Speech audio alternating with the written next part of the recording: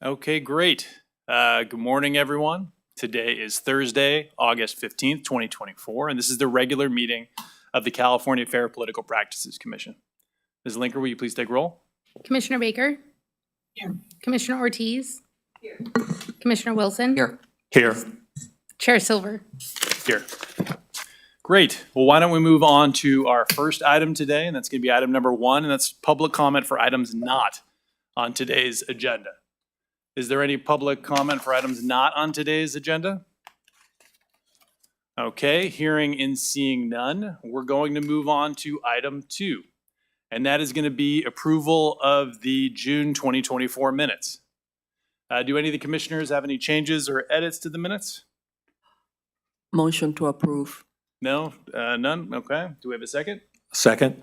Excellent. Ms. Linker? Public comment on those minutes? Hearing and seeing none. Ms. Linker? Commissioner Baker? Aye. Commissioner Ortiz? Yes. Commissioner Wilson? Aye. Chair Silver? Aye. The motion passes. Great. Let's move on to our consent calendar, and that's going to include items 3 through 6. Were there any items on the consent calendar that a commissioner wanted to remove? Commissioner Baker?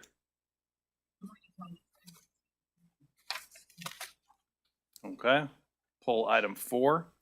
Any other items that commissioners would like to pull? No? Okay.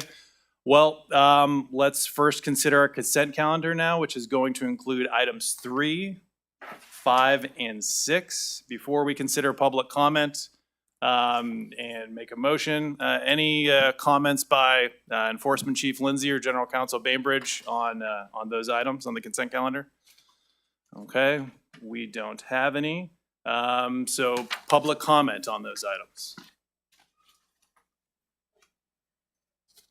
Any public comment on items 3, 5, or 6? It looks like we do.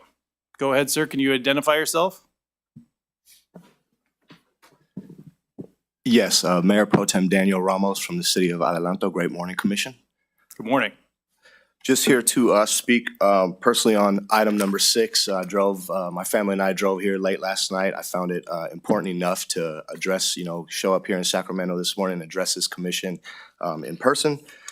First and foremost, I did want to thank the commission for approving the recent prep course program. I feel that this is going to be an amazing help for all elected officials, especially first term officials. So thank you for that. I'm actually here as well to apologize and take accountability for the mistake of filing late. Being a first term elected official, there's a lot that is thrown at us, and I was definitely in the wrong for thinking that I could take on everything that was thrown at me during my first term. As a 15-year military veteran, with 3 combat tours, I definitely have respect for policy, rules, and regulations. This was just an honest mistake that I made during my obviously still first term as an elected official. I work really hard at being, a great mentor, a great role model, and elected official. These past few months have been very, very embarrassing for not only myself, but my family as well, and the constituents that I do represent from the City of Adelanto. I'm not a thief, I'm not a criminal or a corrupt politician, as a lot of the social media going around is saying because of this incident. I actually work really, really hard at being a honest and committed public servant. I serve on the San Bernardino County Transportation Authority in San Bernardino. I serve on the Southern California Association of Governments Energy and Environment Committee as well. I serve on the League of California Cities Revenue and Taxation Board, and having to address this matter with my constituents on all of those boards has been tough, challenging, but I've made it a point to ensure them that this was an honest mistake and that something like this will never, ever happen again, that I have learned my lesson. I'm here today to respectfully ask this commission, respectfully request that you guys please reconsider the largest fine that you guys will ever hand out, honestly, over a simple mistake of not, turning in a document in time.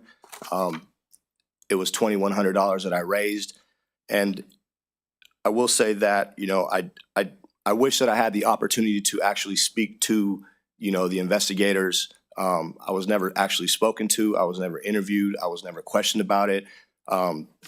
When I did receive, you know, these packets of almost over 100 pages in the mail, for some reason, it was always inside of the window when I was able to come before, you know, the investigators to speak. So, again, I'm here to, you know, accept accountability, accept, you know, the fact that I did do wrong.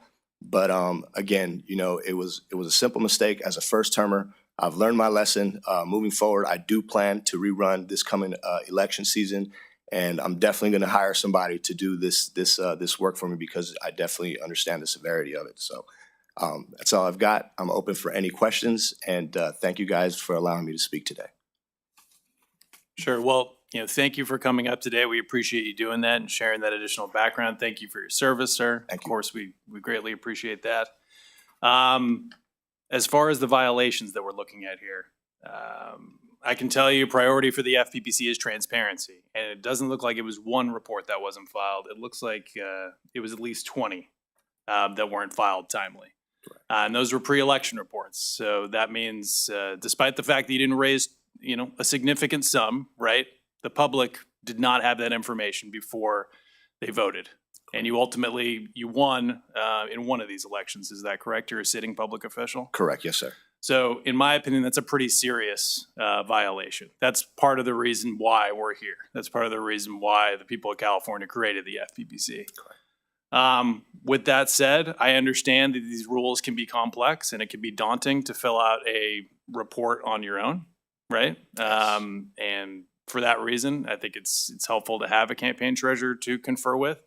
Have you retained a campaign treasurer to assist you in submitting all the reports you have not yet submitted? Absolutely. Yes, sir. That was the first thing I did. And we've got reminders on Google calendars, on written calendars at home. And I've also asked our city clerk to please remind me as well of our deadlines. Okay, and then you mentioned that you sit on several other bodies. Have Correct, you yes, sir. timely filed all your Form 700s, your statements of economic interest for all bodies that you sit on where Cor- you're required to? Correct. Yes, sir. I believe there's only one, which is the ICRMA, where I'm not the delegate, I'm the alternate. But all the other ones, if I'm not mistaken, I'm not required to file. Okay, and you have filed timely for the current position you're in? Yes, sir. Okay. Do any other commissioners have questions? Because I was going to let our enforcement chief kind of speak to the violations here. Yeah, I have, thank you, Mr. Go Chair. ahead, Commissioner Ortiz. I have a kind of a comment. Mr. Ramos says that he was a first-time candidate. But here in this report, we're talking about 2 times, which the first time you would have been the first-time candidate in the 2018. But these charges are also part of the November 2020 election. So it's not the first time you were candidate twice. Correct. Yes, ma'am. So the first time I ran in 2018 in the city of Victorville, and I did not win any of this. I did not win any of the seats. So I wasn't aware that we had to do anything after that. So if you lost, you lost. So one of the violations is for not properly closing out the bank account on time, if I'm not mistaken. And then which basically carried over from 2018 every single, I believe, 3 or 6 months after that. But you also ran successfully in 2020. and Correct. There are violations also for that time. Yes, ma'am. So that was the one where, again, the same thing that, if I'm not mistaken, I didn't file for closing the 2020 bank account. Thank you. Any other questions from commissioners before I open it up to the enforcement chief? Okay, Enforcement Chief Lindsay?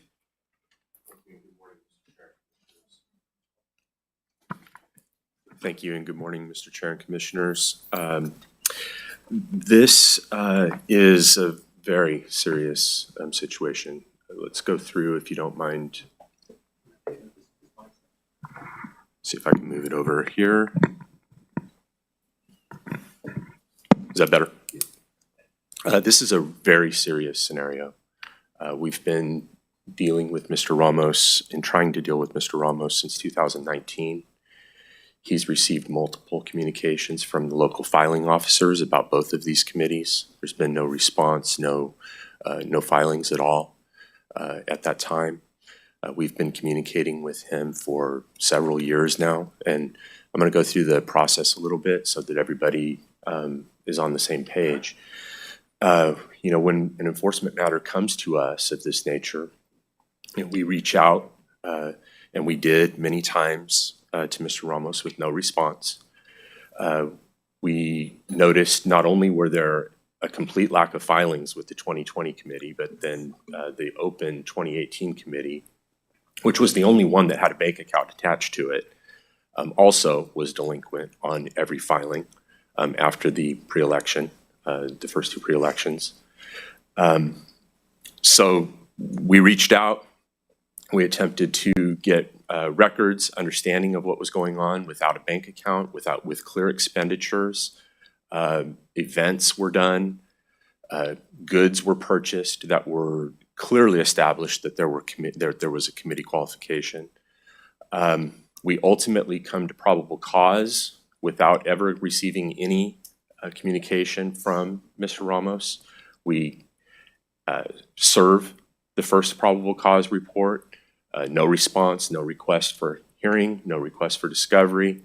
We get an ex parte order. We then did not serve an accusation right away, and more violations piled up. We went for a second probable cause proceeding in late 2023, and again served him with, and Mr. Arseneda, with the documents. No response, no request, no call asking what was delinquent, what can you do to work this through. We were completely ignored. Not only once, but twice in probable cause proceedings. This time, after the second probable cause, we immediately engaged in the accusation process, which is the next process after we receive a probable cause finding. We issue an accusation, which starts the administrative process. He was served with the accusation personally. We received a report that Mr. Ramos was very uncooperative with that process. We never received any communication from Mr. Ramos after he was personally served.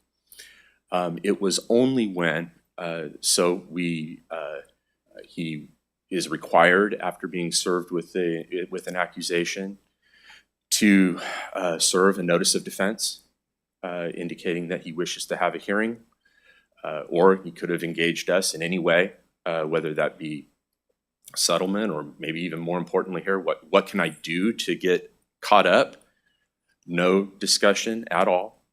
The 15 days went by after being served with the accusation. We began default proceedings. Through the commission's own process, we put the matter on pre-notice default, not an action item.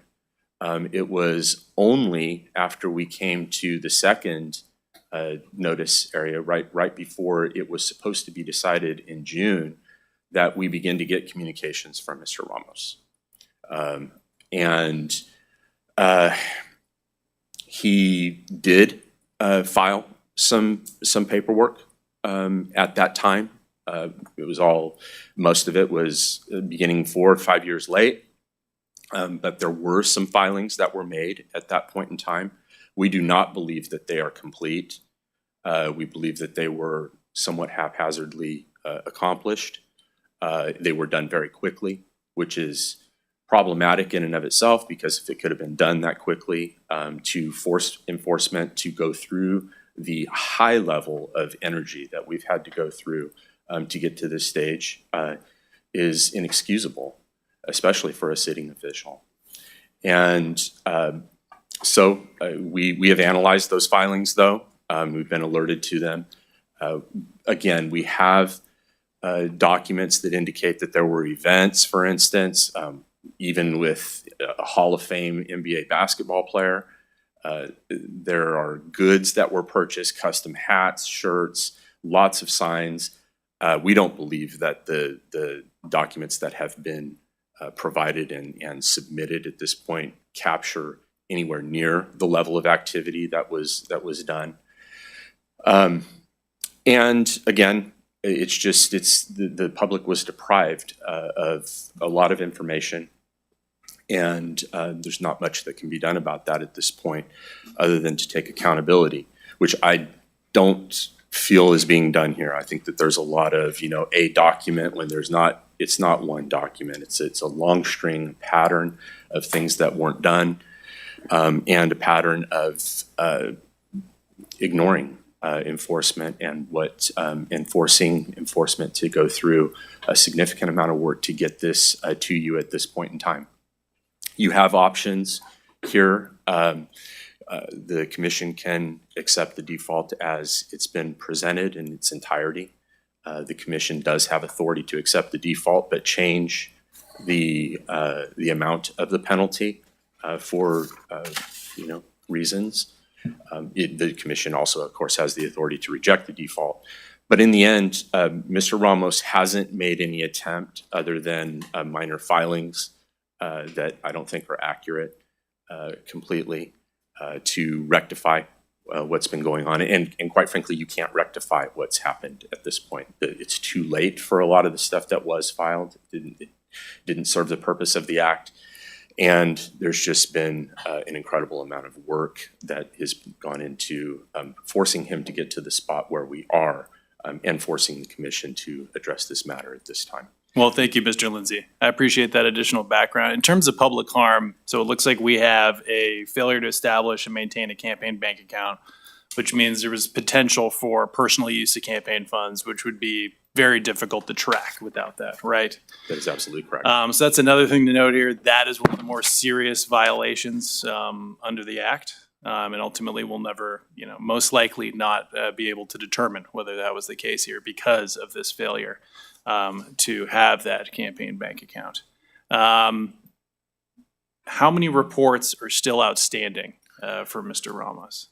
There are technically no, there weren't amendments filed that should have been filed to the initial statements qualification. There was not ever a bank account that was established with any of even the new filings. The committee, the initial committee, the Victorville committee still has not been terminated. So there were some semi-annuals that were filed. None of the pre-election stuff that was missing was filed to my knowledge. But there were filings in the subsequent reporting periods that were done. Those are caught up. Okay, so do we have a number? So it sounds like he has filed all the outstanding reports. It's just that based on a facial examination, you feel that they're inaccurate? Yes. Okay. And just to expand on that point, so where we have, a report, for instance, where it says zero activity for a period, there's evidence indicating that there was activity clearly during that period? I think it's hard to tell because of the lack of bank account, lack of records that were requested and not produced. I think with respect to the Victorville committee, one would not be surprised, I guess, to some degree that those would have been zero numbers because there was a new committee with the Adelanto committee that he was successful in. It just didn't get closed. But again, because that was the only committee that had bank account information, it was reasonable to believe that money could have been flowing through there, but the reports indicate that there's no activity. I don't want to monopolize Mr. Lindsay's time. If any other commissioners have any questions, I do have additional questions, but Commissioner Wilson? Yes, Chief Lindsay, if you could, and I know I'm looking at the STIP and it's 180 plus pages, but if you could address this particular case and how it might compare to any comparable cases based on your research. I know a lot of that's been addressed in the STIP, but I think for the public's benefit, that would be beneficial. Yes, I will do my best. The reality is that, of course, the comps that are out there right now were based upon where we were at that particular time without any filings. In this instance, there are some filings now that have been made. But I don't think there's a readily available comparable to this particular situation where, we're at default. And it's only at that point, after we have gone through multiple probable cause proceedings, an accusation, and up to this point, and that's when the filing occurs. Again, the factors, that we're looking at, and I'll need to flip through that a little bit, just to go over them with you.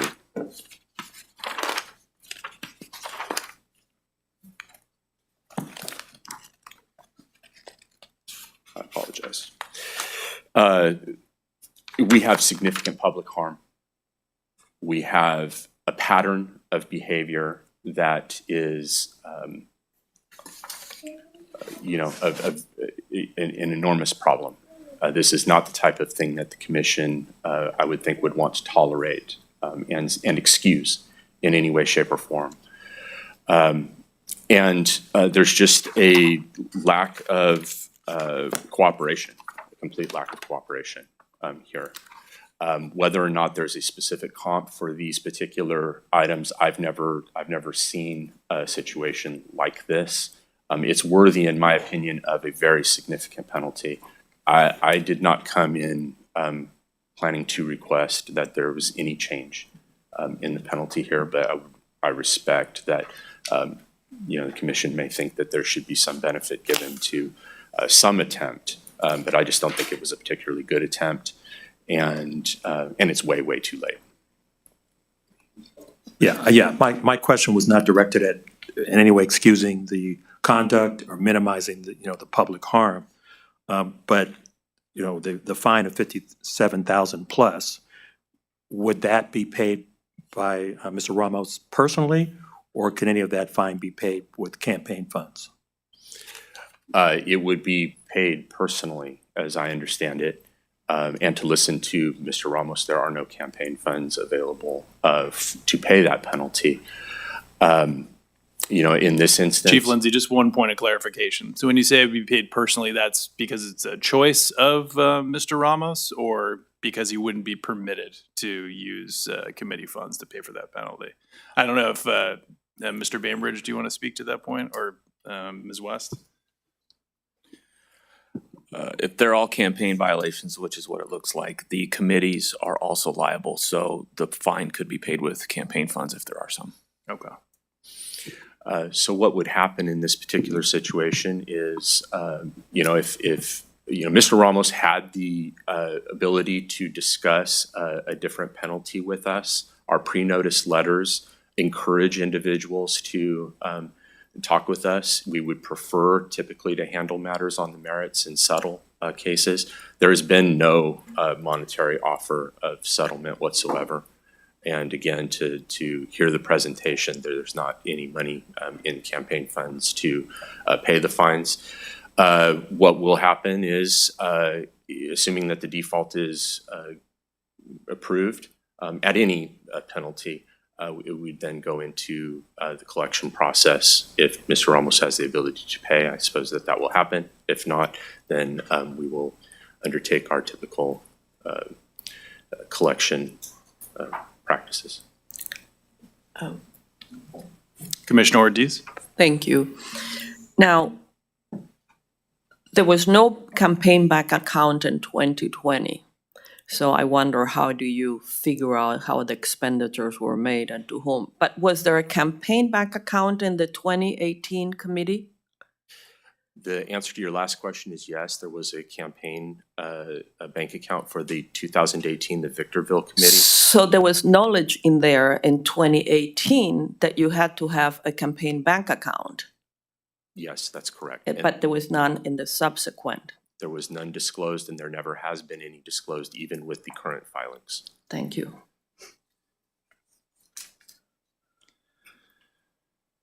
So as a former enforcement attorney, I'm really taken aback by the tremendous waste of our resources, right? It sounds like the FPPC's reached out to you on multiple occasions multiple different items related to this specific case, right? I can also tell you as a former filing officer, I assume your filing officers have reached out to you multiple times on this and they didn't receive any response. So that's just another clear waste of state resources. With that said, this is a significant fine. It sounds like you're at least trying to file your reports. So enforcement chief mentioned that you had file reports, but they were all zeroed out. Can you expand upon why they were zeroed out? Do you believe there were no contributions received or expenditures made during that period? Appreciate your question, Chair. I'm two things. To answer your question, first is I'm 100% positive that there were absolutely no, to date, campaign contributions at all, which was why it was pretty easy for me to fix or to turn it in quickly, was because it was all zeroed out. Second, if I may, I did want to point out that I would respectfully disagree with some of Mr. Lindsay's comments, specifically the one about me not having an established bank account in 2020. I 100% for sure and can prove to this commission that I did have a established, approved by the Secretary of State bank account in the city of Adelanto for my 2020. And if I'm not mistaken, I actually faxed those records into Investigator Rose along with with the forms that he requested.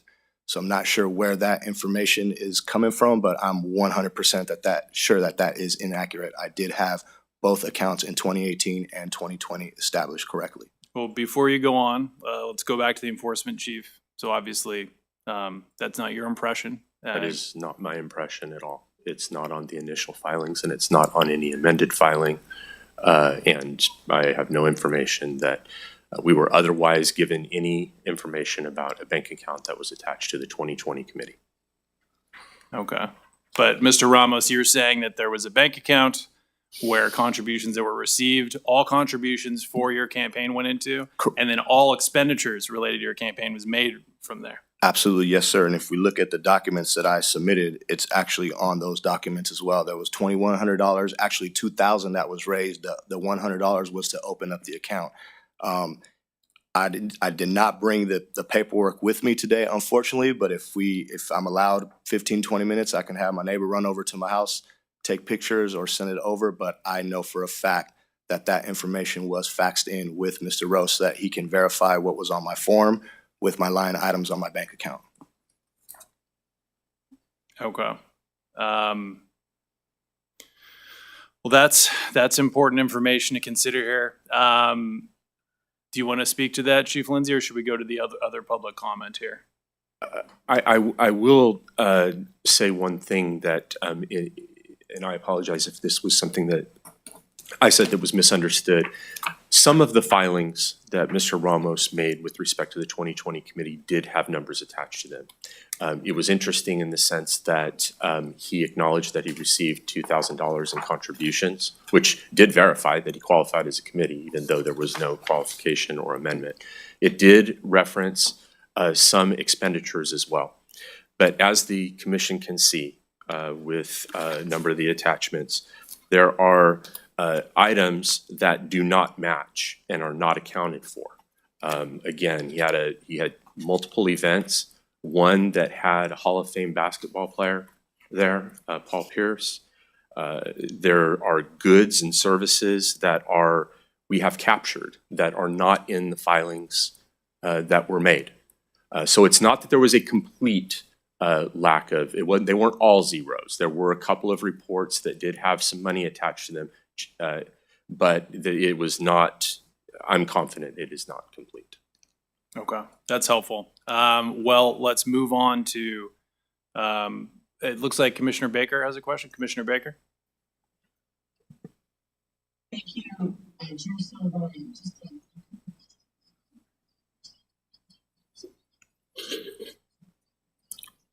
Thank you, ma'am.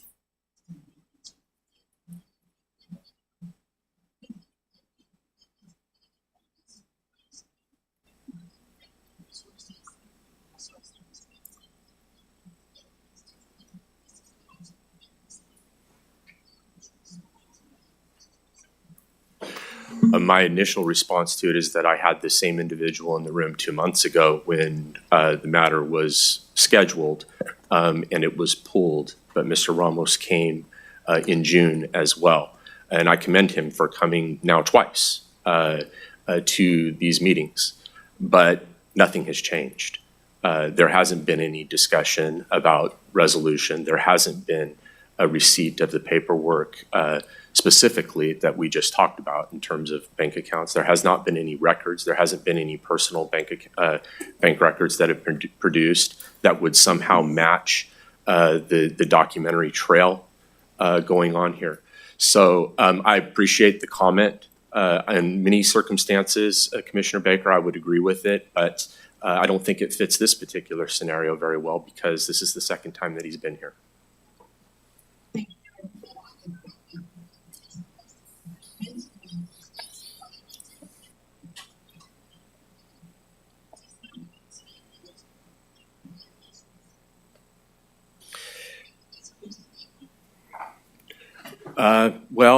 There are, there would be evidentiary issues attached with that. I'm convinced that there are things that have been omitted. I think that there must have been contributions that are omitted, and there definitely are expenditures that are omitted. I think that we are here now for these violations, and I think that this case is gone on for a long time. Number one, he's a sitting official, and he's acknowledged that he's running again in November. I think that it is important, from an enforcement standpoint at least, it's important to get a resolution today on this matter. Commissioner Baker, it appears that your audio isn't coming up on the recording.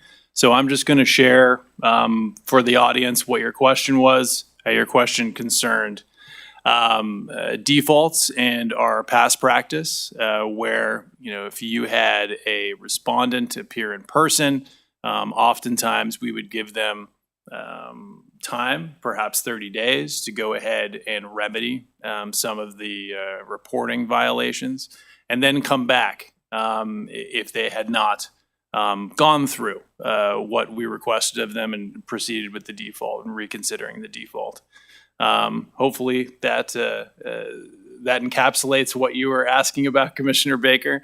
I don't think I put it as eloquently as you did, but that was what the enforcement chief was responding to with that question right there. And then Executive Director West. Sure. And the second question was, since filings have been made, would that rise to new violations, or would that be encompassed within the default? I think that they would be encompassed in the default at this point. I don't think that we would be looking at this right now as new violations. I think that we would. There were, some filings that were made. We're confident that they're not accurate, but I don't think that we would. I think we're interested in accepting it the way that it is, especially with new filings that need to occur on his new in his new election campaign. Thank you. You mentioned that he's running again for office. Has he timely filed his semi-annual statement, the most recent filing? Do we have that information? I don't have that particular information. Mr. Ramos, can you confirm that that's the fact? Yes, sir, it That's is. the I case? can confirm that. I wanted to ask Chair, is there any way that I may comment on Commissioner Baker's question, Sure. please? To her question in regards to any discussions, there have been a couple attempts where, and again, I just want to restate that, was there wrong done? Yes, at the end of the day, right? And I apologize to Mr. Lindsay for the amount of hours that he's put in and the rest of staff into this incident. This is the last thing that I wanted to happen. This is the last place that I want to be today, right? There were times when I tried to reach out to Investigator Rose. There was a phone conversation that happened between him and I, and he told me that I would be getting communication from him to turn in some stuff with some hard deadlines. I never received any communication from Mr. Lindsay. I'm sorry, not Mr. Lindsay, Mr. Rose. Then I followed up with an email. If you allow me to grab my phone, I can give you the exact date and time of that email. asking him if he had received everything that I sent, if there was any other information that I can provide. During the phone call, let me back up. During the phone call, he said, and I quote, "I cannot discuss any of this with you or tell you what to do. You're just gonna get some communication with some hard dates. Make sure you turn in that stuff." I never got any communication from Mr. Rose after that. Sure, Then and I that's followed- helpful background, but for me personally as chair, that's not something that I would put too much weight into, given the fact that, you'd been contacted by filing officers, filing officials, by the FPPC, by our enforcement division multiple times. Correct. So it's not, the enforcement division's job to make sure that you file outstanding reports accurately and timely. Correct, yes, sir. So, Mr. Lindsay, could you lay out our options again? So we can either accept the default, we can accept it and charge a lower amount or lower the fine amount. We can also reject it and send it back for settlement negotiations. Those are our three options today. Yeah, those are your three options. I mean, you can change the penalty higher or lower. Okay, that's helpful. That's yeah. good to know. But those are the three options, yes. Okay. Before he answers that. Sure, sure. Commissioner Ortiz? Okay. I want to go back to the campaign bank account because that's a harm to the public when you don't have a campaign bank account and shows all the expenditures and all that stuff. And there is a he said in this situation. Now, as I recall, when you file campaign reports, you retain receipts, you retain bank statements, you retain all that stuff for 4 or 5 years. I don't know how many years is that. Record keeping statutes Yeah. for regulation is 4 years. And so did the campaign, the 20 campaign submitted like bank statements? No. So you don't have a record of how the money was spent in 2020? Not other than our contemporaneous documents showing clearly some of the expenditures. Yeah, that's bothersome. And the other thing that bothers me in kind of, it's that we're talking about 2020 when there were this violation, and according to your report, took many years for Mr. Ramos to get around a response.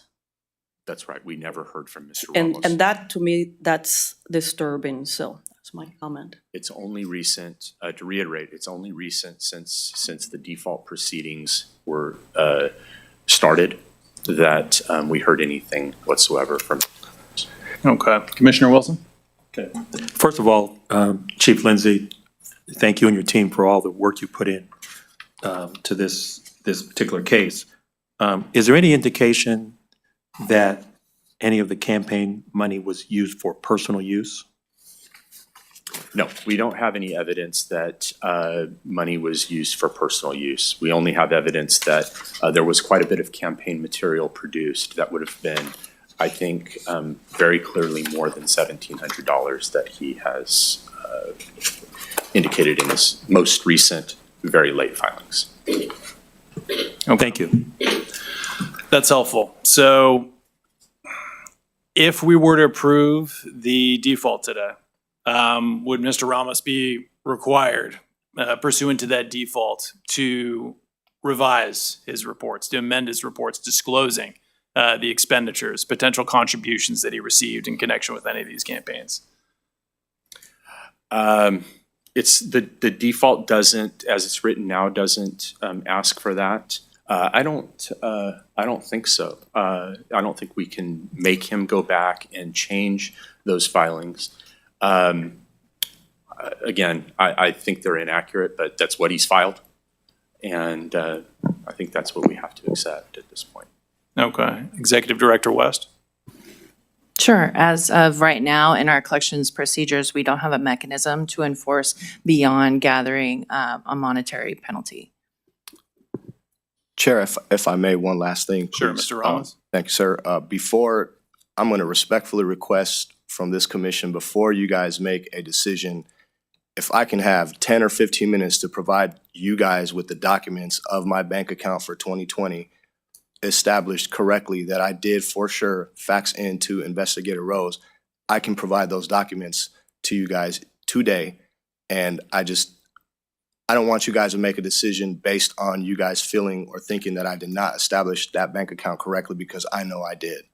So, sir, I don't believe we're going to be able to consider something like that, and review it at least at today's hearing, right? But you're more than free to, while we consider the other public comment, to go ahead and send that to Mr. Lindsay and anything else that you think is appropriate, so long as, our general counsel, executive director don't have any objections to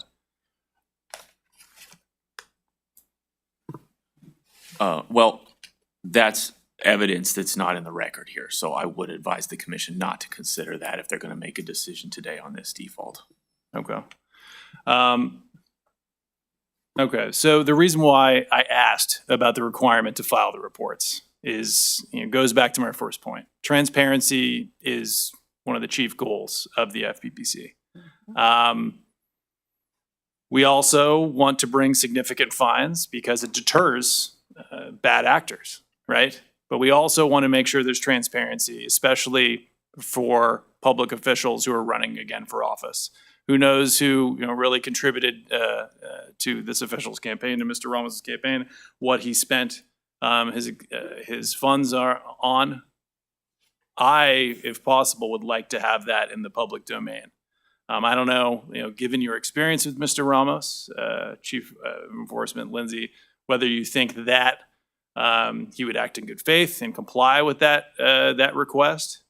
But currently, I'm considering, sending this back so that we could get that information on those reports, and so that you would be able to review whether you feel like at that point he has been transparent with the public, and then we consider what the appropriate fine would be. Perhaps at that point it would still be the same amount, given the waste, the tremendous waste of public resources. But while we have Mr. Ramos here, and while he's is telling us that he'd be willing to do that, I think we may want to consider that.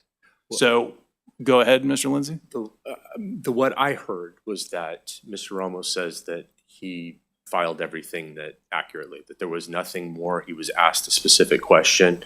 I would hope that if that were going to be the direction that we'd take, that Mr. Ramos would say that there's going to be a significant change in his filings. Okay. Why don't we move on to, Mr. Ramos. So you heard what I laid out there. Yes, sir. It sounds like I'm looking at Mr. Lindsay's binder right now. It looks like there's evidence demonstrating that there were expenditures that you did not disclose in your reports. Also, you're saying you have a bank account that you used exclusively for this campaign. Sir. So you should be able to, assuming you made all expenditures from that bank account, you should be able to reference that bank account and then file any amendments that are necessary. Is that something that you would be willing to do? And to Mr. Lindsay's comment, do you feel that any amendments are appropriate? Great question, Chair. Thank you. Yes, I have the bank account. Yes, I'm willing to provide the documents again. I'm willing to do whatever we need to do to make sure, this is resolved quickly. I cannot, there are no amendments. There are none. And if I'm sure you guys did your research and you looked at the packet, but what's in this packet is a lot of pictures off Facebook from videos of myself, selfies of myself, a sign that I took to different places. So I will look at everything again. I can give you my word on that, but I'm 100% confident and positive that when I filled out these forms, I was accurate on it. I have no reason to lie. I'm not a thief, right? I cannot promise him that there's going to be any amendments, because if I said that, I'd be lying. Everything that I spent, and that's exactly why I want to take the opportunity to really show these bank accounts, because I'm positive that I faxed them in, with the expenses and the deposits for my 2020 account. So I'm a little shocked to hear that Mr. Lindsay saying that I did not have an account. Well, to be honest, Mr. Ramos, it sounds like you recently sent that in and you were notified that there were Exactly. yeah, that there are violations, you've been notified over several years, that we believed that that you did not have a campaign bank account. So it would have been, very helpful to everybody involved if you would have immediately Right. provided that information. It's unclear to me why you didn't. All the probable cause notice, the accusations, those were all personally served. Please correct me if I'm wrong, Mr. Lindsay. I remember from my days back in enforcement, those are personally served. So you were clearly aware that the FPPC, had questions about whether you had filed or you've created that account. You did not provide that evidence then. Any other comments from my colleagues? I kind of Yeah. want to get a feel for where I- you're all at on this. I agree with you, Mr. Chair, that I'm concerned about the behavior that took place from a committee 18 and 20 and 4 years to get action from Mr. Ramos. That concerns me. The fact that, didn't he think that was important? I don't understand that lackadaisical attitude towards not responding to the many things that he was given, warned about it.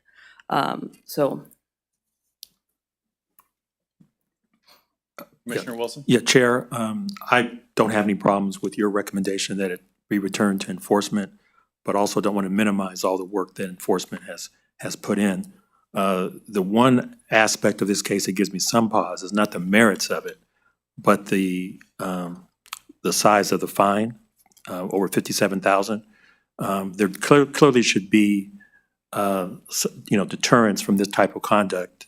But the question that I will have when it comes back is, what is a practical number, especially if this money would have to be paid personally? But I think that's, left up to recommendations from enforcement and the commission. So thank you. Another option would be, we can go through the counts. If we are assuming that Mr. Ramos did filed it truthfully at this point, there are no amendments. He says there are not going to be any amendments.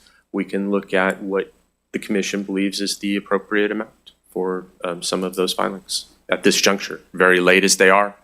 And even if there was a bank account disclosed a month ago, it's just not super helpful at this point after a lot of effort. So I do want to throw that out as a possible option as well.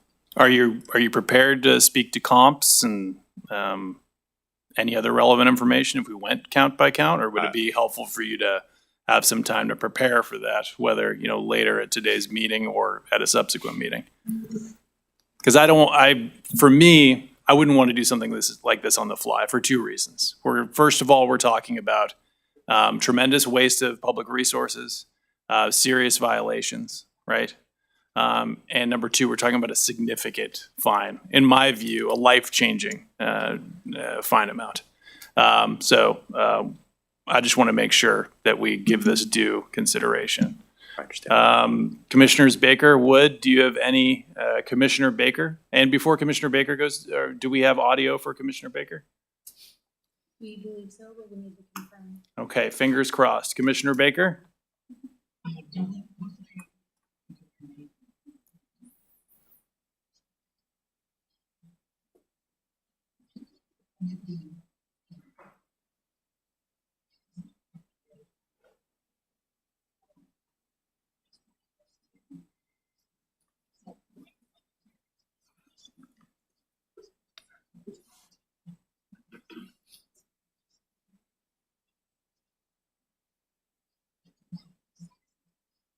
But the information he's offered to provide, I'm not going to be his attorney or counsel for him, but taking responsibility for something often is beyond apologizing. It is paying some personal fine, especially when the behavior has taken so long. So I don't think there's a universe where I'm going to be comfortable with this just goes away. But I'm comfortable with the chair's approach. I wouldn't put beyond a 30-day amount. I'm not sure if, Mr. Chair, you're asking for it to be during this meeting. But I'm comfortable with that kind of a very momentary pause so that Mr. Ramos can make good on what he's saying here before us. On the point about whether or not there's amendments to be made, to me, that is how parties usually, okay, he's not making amendments, then he's got whole new violations potentially ahead of him. And I'm not sure that that would go into the default. It might be a whole nother action that's commission initiated. Chair, you were asking for thoughts, and those are the ones I wanted to share. Thank you. Well, thank you, Commissioner Baker. Commissioner Wood, any comment? Sure. Can you hear me okay? I believe so. Great. Yeah, we can hear you in the Okay. room. Not sure if you're going on the recording. Sasha, is she, Ms. Linker, is she coming up on the recording? Excellent. Okay, you're good to go, Commissioner Wood. Great. Hi, everybody. Thanks for your patience this morning as I joined. So I missed the first part. I, of course, read what was given to us, but so I don't want to say too much because I feel like I missed a little bit of the context, but I agree with everything Commissioner Baker just said.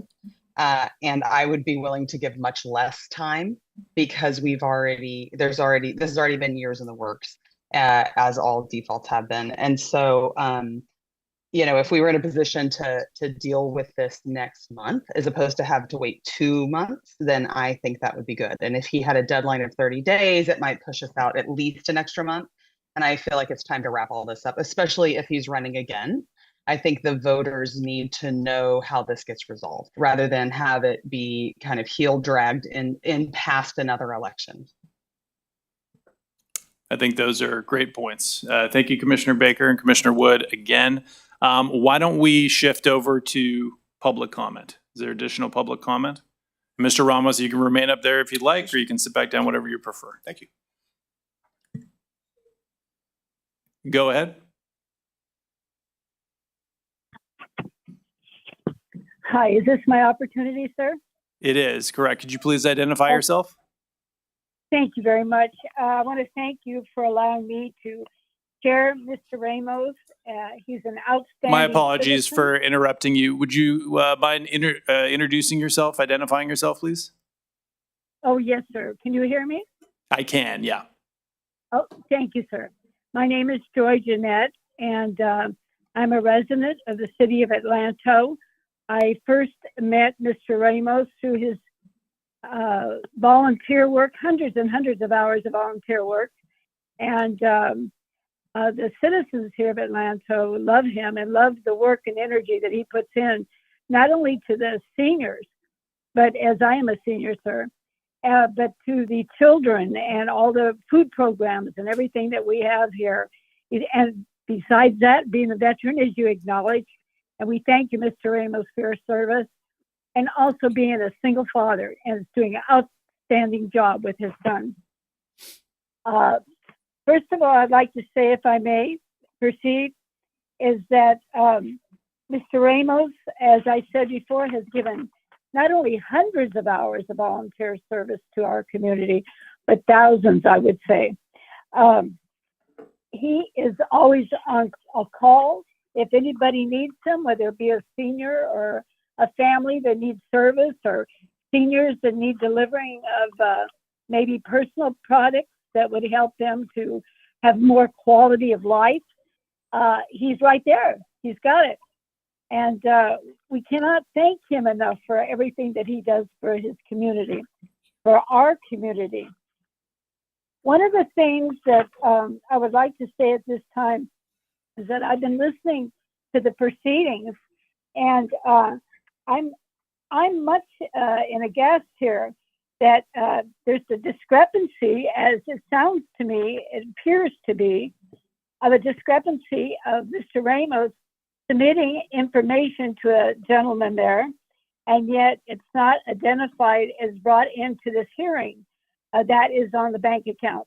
And I think this is a big, big thing, because anytime a person would run for office, they not only have to have a bank account, but they have to show every small item, large item, whatever it is, expenditures, as well, of course, as the income and who provides that income to support this campaign. And with that, I would ask that you consider, dear ones, that you would allow Mr. Ramos to have this time to show you and give documentation of his proof of banking and so forth, so that that would despair any sign of not completing that requirement. One of the things that I feel that needs to be done, if I may say so, is that the penalty is outrageous. I mean, we do not put burdens on people that they can't sustain. You might want to consider a lesser fine. Mr. Ramos said that there are some things he did not do in a timely manner or did not respond the way that you would require. This is a learning process. The learning process of running for office by no means is a simple activity. As you said yourself, all of you, it takes many papers and reading of papers and dissecting the things and language that goes into it. And yes, that is the responsibility of Mr. Ramos or anyone running for office. But also, let's look at the personal side of it. Let's look at the devastation this is going to be. And my apologies for interrupting. We have a limited time on public comment. I appreciate your public comment. Sorry. And I do, no need to apologize. Thank you for joining us today, first of all. We appreciate when the public engages with us. I just want to note that, the FPPC is not in the business of picking winners and losers. We don't consider whether a public official is particularly effective or ineffective in that capacity in deciding how to find them. But, I appreciate as a citizen that you believe Mr. Ramos has done a good job in his position. And that is obviously a good thing. So we're going to move on to our next public commenter. You can go ahead.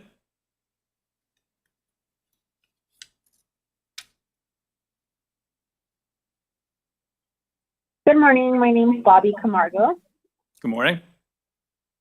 and I am speaking on behalf of Pro Tem Mayor Daniel Ramos. I just want to say that he has an excellent rapport with the community. He does a lot for the community, and he's very involved in the community. As far as transparency goes, I believe that he's one of the most transparent people I've ever met.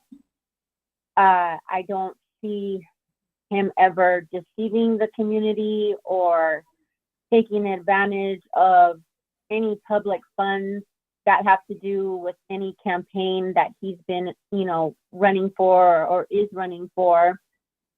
I've even participated in several what are they called?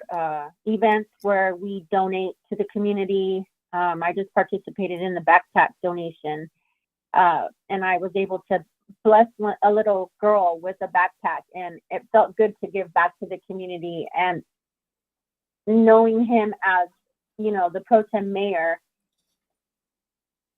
I just believe that whatever the probable causes are going against him, I honestly think that he's not guilty of any of those accusations. And I just would like to know that he's a good citizen. And like I said, he has an excellent rapport with the community. And I honestly do not believe that he would, how should I say? He would not, do any of those things that are, that he's facing. So that's what I have to say. Well, thank you. And again, we appreciate your public comment and you taking the time today. Do we have any additional public comment? Okay, great. Go ahead.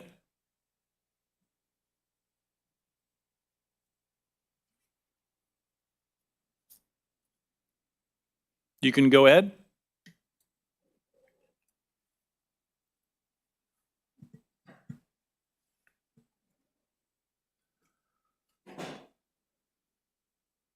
Do we have another public? Okay, excellent. Thank you, Ms. Linger.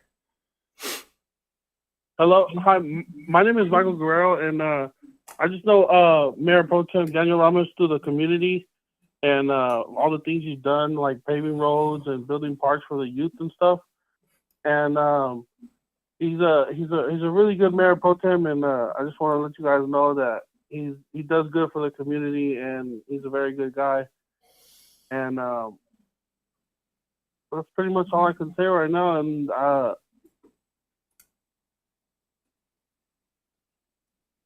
Okay, well, thank you for joining us. Again, we really appreciate you taking the time. We have one additional public commenter, it sounds like. Ms. Linker, is that correct? Okay. Go ahead. Hello, everybody. My name is Gabriel Reyes.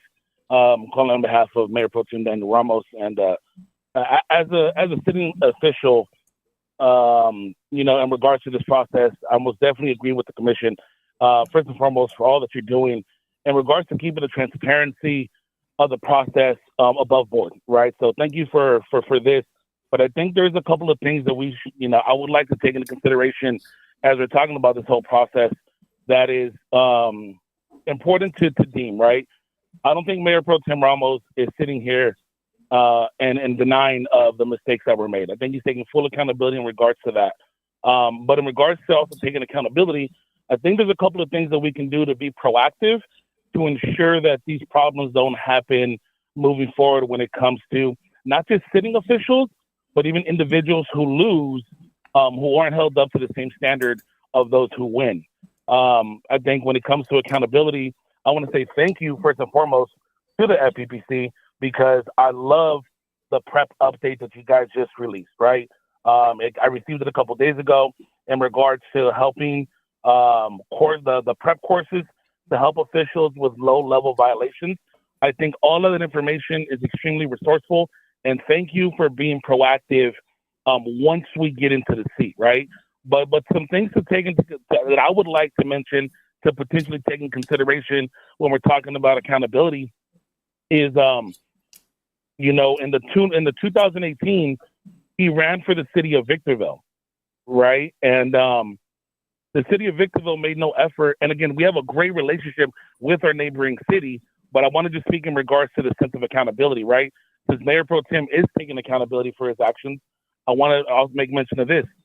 The city of Victorville, and when it comes to the process of actually running for an elected office, if you have no political background, if you're just a common resident that doesn't know what FPPC is or what the Form 460s are, when you know nothing about nothing and you just want to be an everyday resident to make an impact into your community, I will say this.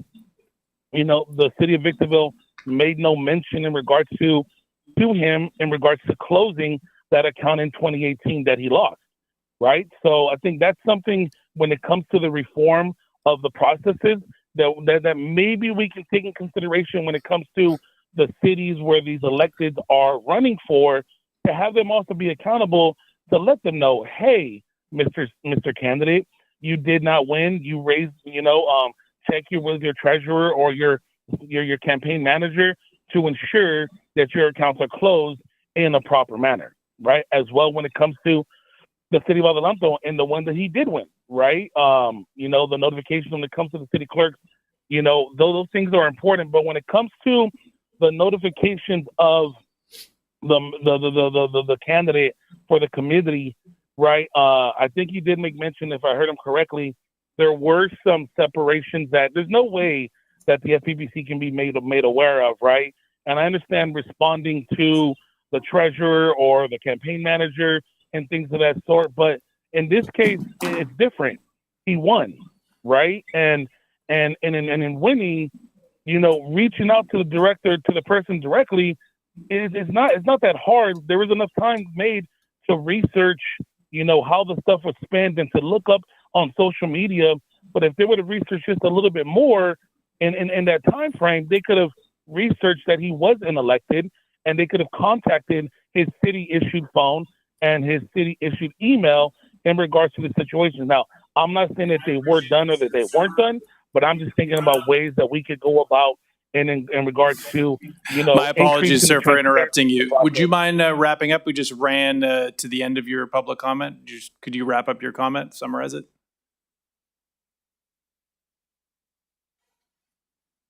Are you still there, sir? Yes, sorry. I would just say in closing, and I'll wrap this up. In closing, thank you for all that you do. And if there could be a reduction, right? I see that he's wanting to get this taken care of. $56,000 is a lot of money for any type of person, right? So if there can be a reduction to take in consideration that could be feasible, I think that's something that is not being ignored. But if a reduction to maybe low, 5 digits or high 4 digits, then I just throw that out there. So that it's not a complete waste of the public's, funds and resources. But again, thank you for you all. Thank you for the investigator Lindsay for all that you guys do. I know it's a hard job, but let's just bring some closure so that he can move past this. Thank you, everyone. Thank you again for public comment. We have any additional public comment? Okay. In terms of enforcement resources, if we were to reject the default today and ask that Mr. Ramos provide you with the information that he's offering, how many additional hours do you foresee that taking of enforcement resources? Well, I would probably, at our break, I would probably engage Mr. Ramos and give him an idea of what we need immediately from him. Depending on the amount of material that he provides, we would have to review it. It would take, an additional processes and whatnot. I would think it would be at least 10 to 15 hours to go through all that, discuss with him what we believe needs to be amended, and to have any discussions regarding penalty and whatnot if he were so inclined, but that hasn't been something that we've discussed previously. It would still be quite a bit of work left. Okay. But it could be done in the time frame if he were cooperative, getting the material to us pursuant to Commissioner Wood's comment. It could be done, I would think, and we could represent. I would call this a postponement probably as opposed to a rejection, and we could move forward next month. Okay. Is that an action we're able to, are we able to move to postpone an item until next month's agenda? You have some options here. What you can do is not take any action on the item, and then it won't be approved, and then it'll be like it didn't happen. If you wanted to document what your instruction is, excuse me, to Mr. Lindsay or to Mr. Ramos, you could make a motion doing that. But doing nothing would have the same effect. There's no reason that you would need to reject or postpone the item. Okay. Go ahead, Commissioner Wilson. Yes, I couldn't state the motion as eloquently as the chair could, but I think a motion would then put it in the minutes, and down the road, we could always look back at those minutes to reflect what action we took today. So that's my only recommendation. Okay. That's a great point. And you're selling yourself short. I think you're a very eloquent motion maker. With that said, do we have, just double checking, do we have any additional public comment? Because I'm going to go ahead and make a motion. So, no, the answer is no. So we don't have any additional public comment. Commissioners Baker, Commissioner Wood, no additional comment on this? Okay, so I'm going to make a motion that we postpone this item to next month's agenda. And that we are directing Mr. Ramos to provide us with all relevant information related to the allegations in this default proceeding, including the bank account statements that he referred to, and any other information that the Enforcement Division requests.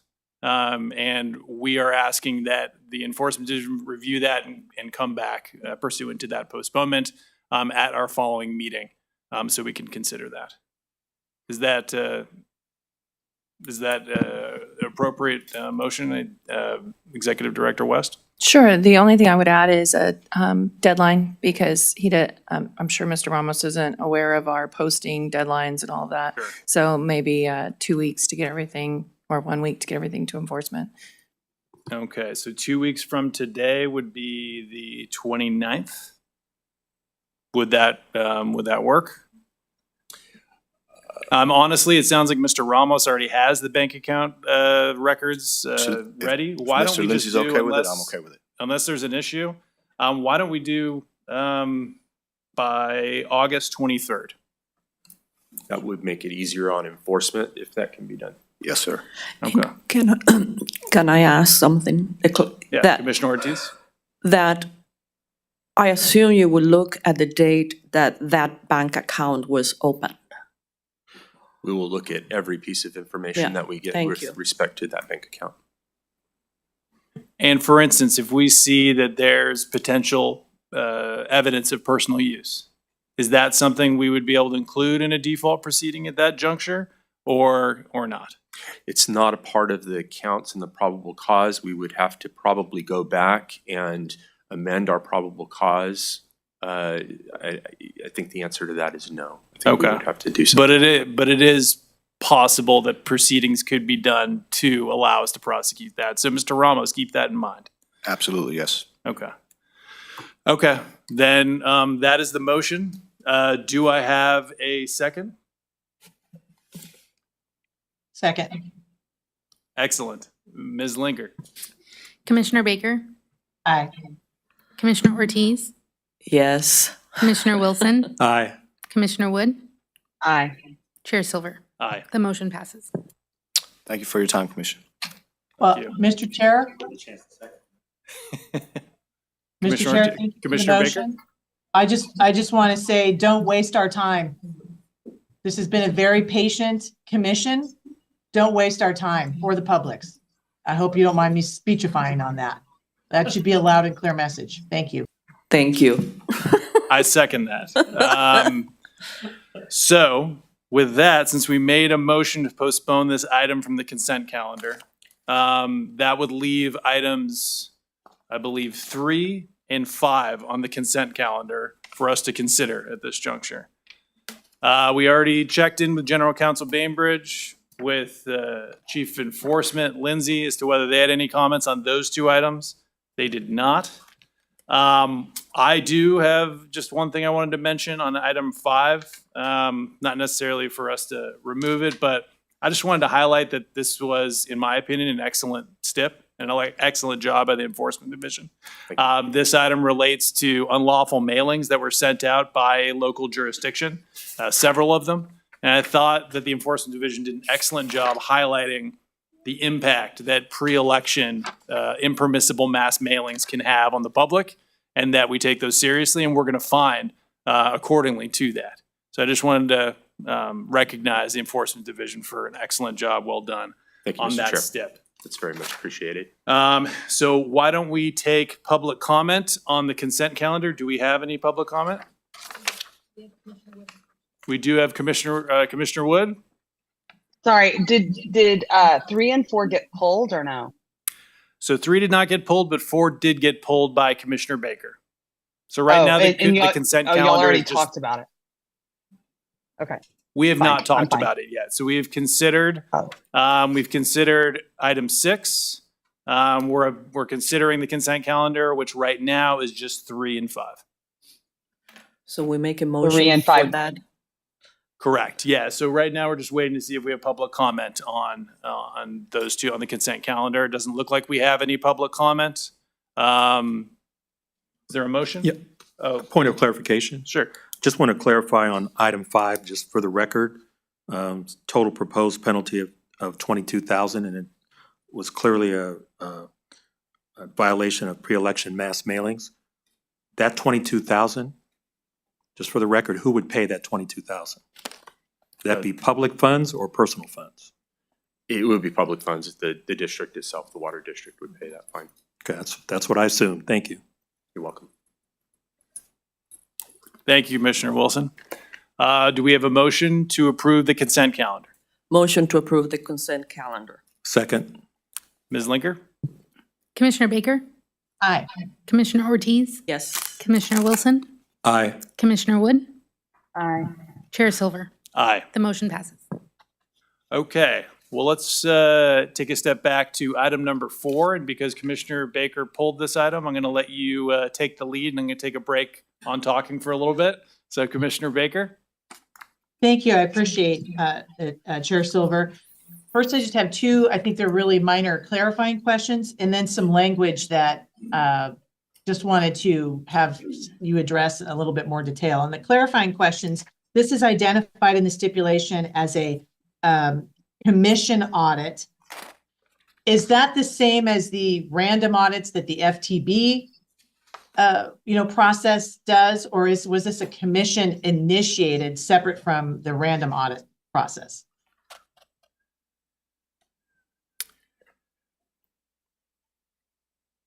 Yeah, would you? Sure. Hi, Galena West, Executive Director. So there's certain audits that are done by the FPPC by statute because the FTB is conflicted out, and this would be one of those, Board of Equalization. Okay, thank you. Okay. Thank you for that one, Board of Equalization.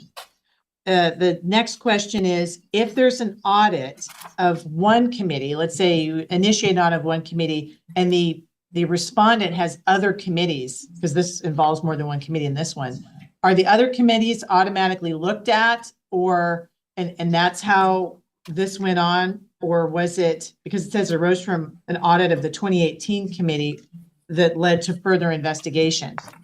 Well, it's more of what our practice is, and you think I'd know audits back and forth by now with as great a briefing y'all have done on it. But I do have that technical question, is doing it for one committee automatically open up investigation to the other, or is it based on what you find in the course of the investigation? And now we have at the table Chief Shaw from the Audits Division. Good morning. Good morning. Commissioner Baker, to answer your question, when we have a candidate who has multiple committees and one is selected for an audit, yes, we look at the other committees to see if there's anything that would raise another audit, if there are any red flags, if there is any transactions. We do scan through all other open committees to see if another audit is warranted. Okay, all other open committees, okay. Yes, Not not necessarily audit all of them, but we do look at all the other open committees. Thank you, I appreciate that. It was more a process and understanding question. My remaining questions go to the language in the stipulation with respect to, was there intent to conceal, mislead, or was this like a super negligent mistake? Because it is a little unclear to me, which does impact my sense of whether or not the fine is appropriate. I see on page 6, lines 20 and 21, language that says the combined violations served to mask the date the funds were transferred, thereby disguising the fact the funds have become surplus. So that, I see the words disguising and masking to be kind of like, hey, this is the effect they had, but there may be some intent to it. I see that he has limited, the next paragraph is limited experience, new campaign treasurer, but then on page 8, it indicates that this was not deliberate omission or attempt to conceal. My first question to Chief Lindsay is, which was it? Because it's a little bit of a conflict there. If this was something that was incident, which can happen with surplus funds, a kind of very specific issue, or was this really some intent to move things and be unseen, and we're just kind of not clear on it in the language? I think the activity did serve to mask. That doesn't necessarily create a conflict, in my opinion, or indicate that there was intent. It did create difficulties for enforcement to understand what had happened based upon the actions themselves. But we didn't have, and Mr. Hallinan, vehemently stated that it was not an intentional act, that there was some confusion because there were 3 different committees. But that didn't change the fact that an improper termination of that initial committee occurred that masked the funds that were left in there, because there wouldn't have been a termination, there shouldn't have been a termination of that committee. So I think you can have it both ways. I don't think that's not intended to be, and I don't think it is a conflict necessarily. It's just kind of a statement of fact. Understood. And then you talked about, the stipulation talks about the Marquez case. Can you say succinctly or summarize the stipulation on why this wasn't more of an aggravation instead of an actual charged count, which was the case in Marquez? I understand there were then filings that were not made. Those are separate violations, but I'd like you to say more about why this was not just an aggravation instead of a full count, differing from the Marquez case. Why we charged an additional count in this particular case? Yes. Yeah, we did because the facts were, we thought were different in the sense that termination had occurred. If it hadn't occurred, that we would have known right away that there were surplus funds. And it just, the fact that the termination occurred led to difficulties in investigating this, and it became worthy of charging the failure to file those campaign statements. So that kind of leads to my final question, and that is, I wanted to know what role the need for additional investigative time played as a factor. Because in the middle of page 8, there's a interesting terminology that's used here, that line 11 to 13, that there was a need for additional investigation to determine if the funds had in fact become surplus. Given this, and considering Hallinan's previous experience, it's a recommendation that we charge both misuse surplus and failure to properly disclose. So it's like the role of having more work on the part of the investigation was weighed as an aggravating factor that led to charging this. And that might just be the way that it's phrased here, but I'm a little uncomfortable with using the fact that there needed to be additional time spent to get to the bottom of things as an aggravating factor if the person was not putting those roadblocks before you in the course of the investigation. To me, they need to take some responsibility for doing that. But I'd like you to address that, because I'm a little hung up on how much that played a role in the decision to make it a count instead of just point it out to us. The way it's phrased on page 8 between lines 11 and 13 makes it sound like it was used against them and actually a reason why it became a count instead of something to consider. Well, I think that the roadblocks were put in front of us. There was a significant amount of improper reporting, and that is a factor in what we choose to charge. And this one was, it was different than other surplus funds types of cases that we've had, where there wasn't we could tell that there were surplus funds right away. In this instance, we couldn't, because it looked like the termination indicated that committee didn't have any funds. And so we had to go back and unravel all of that. So is that, again, I'm kind of distinguishing, and tell me if this is just not the way that's typically done in enforcement, is the roadblocks were not put up in the course of the investigation. They were put up in the underlying facts that led to violations. Am I correct about that? Yes. Okay.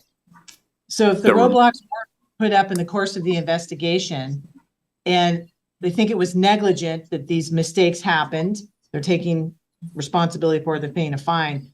I have reservations about counting that type of roadblock towards why you should charge it as a count, as opposed to this was an inconvenience for us. That's just my feeling. If we're looking at people who made a mistake and it wasn't a deliberate or an attempt to conceal, and they didn't put up roadblocks in the course of the investigation, but the underlying problem took longer to solve it. I don't think that should be used as a reason to charge it as a count as opposed to the other violations. That's just me, and I'm happy to hear what you might have to say about that. Well, our position is that it was an extreme reporting violation, worthy of its own count. We charge violations of this nature on lack of reporting or mistakes in reporting that are negligent versus intentional on a regular basis. And this isn't significantly different from that.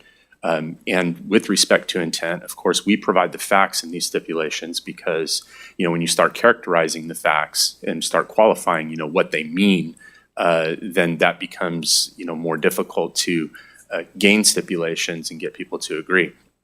We aren't necessarily indicating that there's no, there just isn't evidence necessarily of being able to say that there was intent. I don't know if that was the case. There is extreme negligence, though. I mean, there was money in that account for a long time, and there were disclosures to the contrary.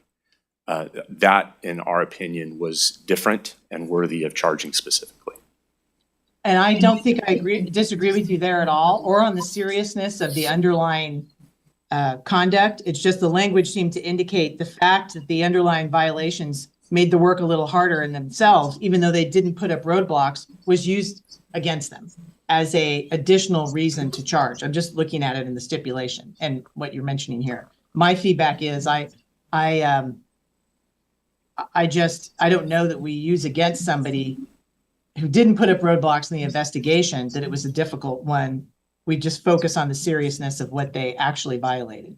All we're saying is that it made investigation more difficult, not necessarily that that's the reason why it was charged per se, or that roadblock occurred during our interactions with him. These filings occurred before our interactions, at least with enforcement. But roadblocks were put up. Whether those were intentional, grossly negligent, whatever they might be, those roadblocks existed and they created, consequences. Well, thank you. I appreciate it. It took me a while to get that out there, but there's a little, I don't think it's worth rewriting the stipulation, but that phrase, given this and considering the previous experience, we decided to charge this misuse of surplus funds instead of aggravation. That's pretty precise language, and we'd want to be mindful of that in the future. I've taken up my colleagues' time, so I appreciate it. Thank you. I do appreciate your feedback on that. Thank you, Commissioner Baker. Any other comments from commissioners? Commissioner Wood? Great. Okay. So I just piggybacking on what Commissioner Baker was saying, I'm always out here talking about public harms, and the nature of the harm wasn't clearly specified. It's kind of implied when you talk about disguising and masking. So I would classify that as kind of an informational harm.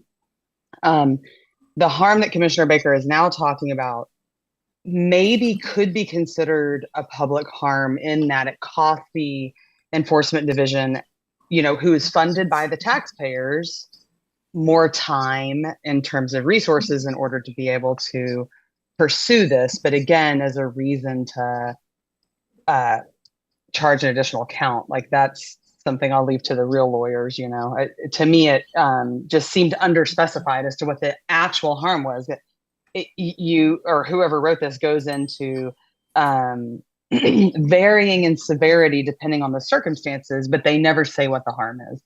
And so just looking at the counts, count 1 and count 3 are definitely informational harms, but there's no specification of what the harm is associated with count 2. And I just want to reiterate the reason I care about this is I think that in kind of this day and age, if we think that campaign finance regulations are important, we need to be able to defend them in a way that the Supreme Court would accept as challenges go up. And so that's why I think putting all of this in writing is really good practice and really good discipline. So that's my little public harm rant that I do every month. And then I do have a question. I was reading this and I could not make heads or tails of the first paragraph under summary of the facts on page 4. The math was not mathing for me, but I just think I need an explanation here. So a total of $43,820 in contributions was received for the 2018 committee, and then they spent $43,895. So they spent $75 more than they had. And then we hear about remaining 2018 committee funds. Well, I thought they were in the negative at that point. And then we get into a remaining balance of $3,000, which I couldn't figure out where it came from, but I'm not an auditor. And so if somebody could just clarify that for me, that would be really helpful. I feel like I'm misreading that. I do that sometimes. But it might be that we need a little more clarification in the STIP itself. Sorry for the lecture. The audit period extended from into the surplus fund area. And so the total was 4,300, but there's still that $3,000 that was accounted for in there. So What do you mean by it extended into the surplus funds area? What does that mean? The audit To period. piggyback, sorry to interrupt you. Yeah. Could it have had to do with the loan that was provided to his account, to his campaign? Yeah, and there is a discrepancy of $75 there. And that's what the footnote relates to. The outstanding debt was based on a loan that was forgiven. But the audit period, does that answer your question? Well, that's the $75, right? But where's Right. the $3,000? That's what I couldn't figure out. It just suddenly we're told that there's a remaining balance of $3,000 in the committee, but they were, the way I read it, they were $75 in the red. So what happened is that the audit period is from January 2017 and it went through September 4, 2019. In that interim period, that $3,000 that we're talking about was listed as an expenditure, but it didn't actually get expended. That's one of the problems. It was listed as an expenditure, making it seem like the termination that occurred with that committee was legitimate, when in fact it was not. Shouldn't have done that. Okay, thank you very much for your help there. I appreciate it. And that goes back to Commissioner Baker's question in a different answer, I suppose, as to why we think that that's important enough to charge that specifically. Okay, great. I think it was written for somebody who has more auditing knowledge than the general public, is my guess, because I feel like it's implicit in there. And so maybe it's useful to make things a little more explicit. I think this has a few places in this stipulation where things are quite implicit and it's hard to navigate. Yeah, I'm definitely taking notes on this. Thank you. Okay, thank you. Yeah.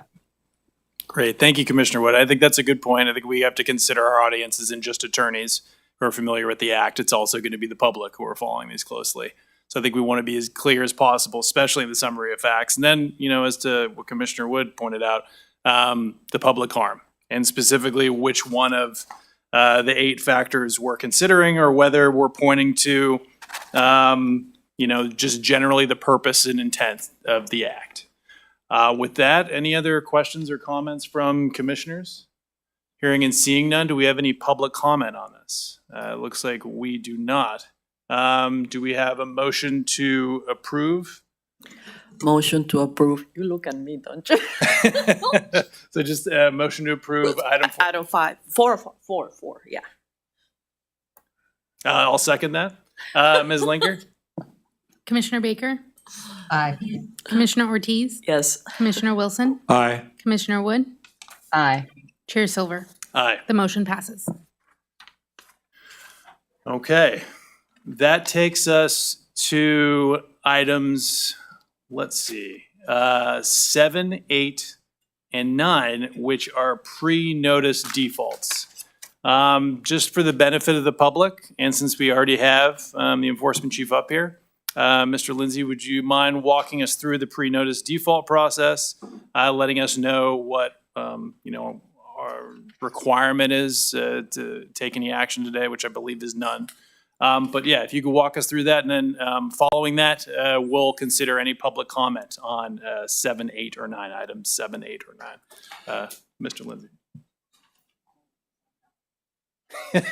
My pleasure. Oh, okay. Yeah, we'll go over this again. I think we had a brief discussion about it a meeting or two ago. Pre-notice in defaults is something that is not required. We do this in the commission to put notice out there, try to give individuals that have not been responsive to enforcement sort of another opportunity, another point of encouragement to come and talk with us, try to resolve the matter on the merits versus through default. Again, this is an individual, or these are individuals that have been served with probable cause proceedings. There have been probable cause findings. We have followed up with an accusation, which is a personal service of an accusation, which starts the administrative process. And they are people that have failed to file a notice of defense within the 15-day period requesting a hearing. You know, when you get served with an accusation, you have sort of three options available to you. You can request a hearing, an administrative hearing. You can ignore us, not file a notice of defense, and go into the default area. Or you can come to us and say, oh, you know, I really want to try to settle my case. So where we are with these three pre-notices is that we clearly had not gotten their attention at this point. They've been served with probable cause proceedings. There have been probable cause findings. They've been served with accusations. They have failed to file notices of defense requesting hearings. And so we are now at the point where they've waived their hearing, their right to a hearing. And we're still trying to get them to comply and or come to the table to resolve their case on the merits. Sometimes when we put the pre-notices out, that leads to some discussion. Sometimes it does not. In this particular instance, we have one person that is now actively discussing with us, and we may be in a spot where we can come back in a different way than a default. And then two of the three have not responded in any way, shape, or form, even to the pre-notice. So I suspect at this point in time that those two will be before you next month as an action item for default. That's helpful. Do we have any, it looks like Commissioner Baker, you have a question? Hello, thank you, and thank you for that good summary. It's always helpful to respond. Perhaps you're about to go into this, I might be jumping the gun, but the one item that I have a question about is item 7, because it appears that the respondent has counsel, or looks like they're represented by counsel. And I usually associate default with the way you started to characterize this, which was not responsive to enforcement. They go dark. Kind of, it might be my litigator background that default is when people are not filing an answer. They're not responding, they're ghosting you or whatever. And as opposed to you don't like the response and you're keep negotiating, or if they responded but they stopped for some reason, you might go to court and move to dismiss. There you go. I'm wondering in this matter, perhaps this is the one where the individual's talking to us. If that's the case, number one. And number two, you know, I had this impression that default was for people who are not responding, as opposed to we don't like the response they're getting and we haven't reached it and we kind of want to use default as leverage in negotiations. Can you address that? Yes, I will. I will address. I want to preface it by saying I want to be as careful as possible because the matter is still before the commission. So, but I think I can answer your questions. Great. I don't want to know any facts. Don't tell me facts. Yeah, it is procedurally a strange situation because, as you indicated, that gentleman is represented and has been represented the entire time. But it doesn't change the procedure that has occurred in any other default, meaning that we served that individual with a probable cause report. An extension was asked for to respond to the probable cause report. The extension went by. There was never any response made. So there was no, we went through the process of ex parte scenario getting a finding of probable cause. Subsequent to that, we personally served an accusation. There was no notice of defense that was filed. And there appears just to be some, I don't know, strategy to not engage in some fashion. But you are right. I will say that that is the one that we are having some discussions with right now. So it's not really that we just haven't had an agreement, or anything like that. They have been just as non-responsive to the process as the others in terms of the formal process. Okay, that's helpful because I have this other idea of what default is when people are not negotiating sometimes they'll drag their feet, or otherwise they go dark on you completely and don't respond. Okay. Yeah, Got there were processes in place, times that needed to be, action needed to occur and multiple times, and there ultimately has not been any action. Okay, thank you. I'll leave it at that and keep it high level procedural. I appreciate it. Thank you. Okay. Any public comment? No public comment on those items? Okay, well, we do not have to take any action on pre-notice defaults as Mr. Lindsay laid out. Any further comment from commissioners? Okay. Well, then let's move on to item number 10, and that's going to be assignment of hearing to administrative law judge in the matter of the city of Norco and Andy Okoro. Mr. Lindsay, again, the floor is yours. All right, I'll go through a little bit of this because this is, we have not had a hearing here at FPPC in quite some time. And so, and I think that many of the commissioners have not experienced this here at FPPC. So, reiterating some of the things that we've said before, there, I indicated that there are three options when you get served with an accusation. The first option is that you can request an administrative hearing, and that's exactly what has occurred in this particular matter. You received the accusation. This is a mass mailer at public expense case, unambiguous urging standard. They have requested a hearing. The individual involved was the former city manager who authored a mailer, and we have charged that individual individually as well. We go through after, we have two options with respect to how a hearing would occur. The typical option is that we would simply go to OAH and Office of Administrative Hearings and have an administrative hearing before an administrative law judge. That's the sort of the standard. There are options though, because ultimately the commission has the authority ultimately to decide the matter. The commission can hear the matter with an administrative law judge as well. Those are the two options. We usually recommend, unless it's a purely legal situation that the commission might want to weigh on initially, we would usually recommend that the hearing occur before an administrative law judge because it's easier to schedule. It moves things along a lot faster, and it doesn't change any of the authority that the commission has anyway.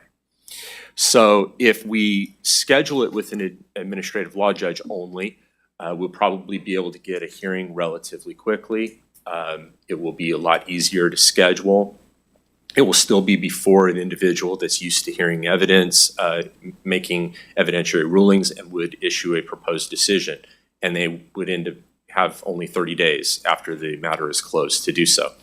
That would then come to the commission, which the commission would review as a proposed decision, and the commission could either accept the decision in its entirety, it could accept it with minor technical changes, it could remand the matter back to the Office of Administrative Hearings for further review of a matter, or it could reject and hear the matter itself at a later time, or there's virtually just about anything in terms of decision that the commission could do.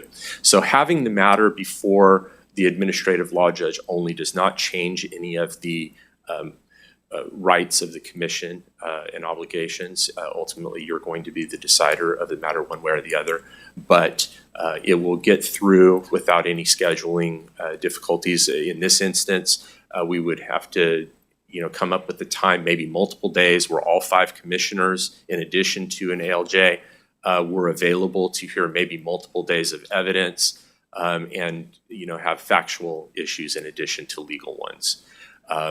And I think that would take and Executive Director West agrees that would be probably not a good use of commission's resources. So we are recommending that we have the ALJ hear the matter, and then after that record is closed and a proposed decision is made, the commission would then be able to consider it without any limitations whatsoever.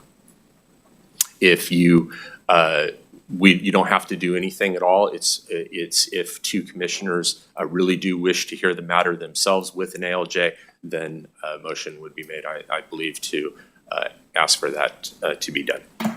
Okay, so I see this is a 2018 case, it looks like. And it's also dealing with an issue that we've indicated is an enforcement priority for us. So as far as I'm concerned, I think we want to get this done as quickly as possible, right?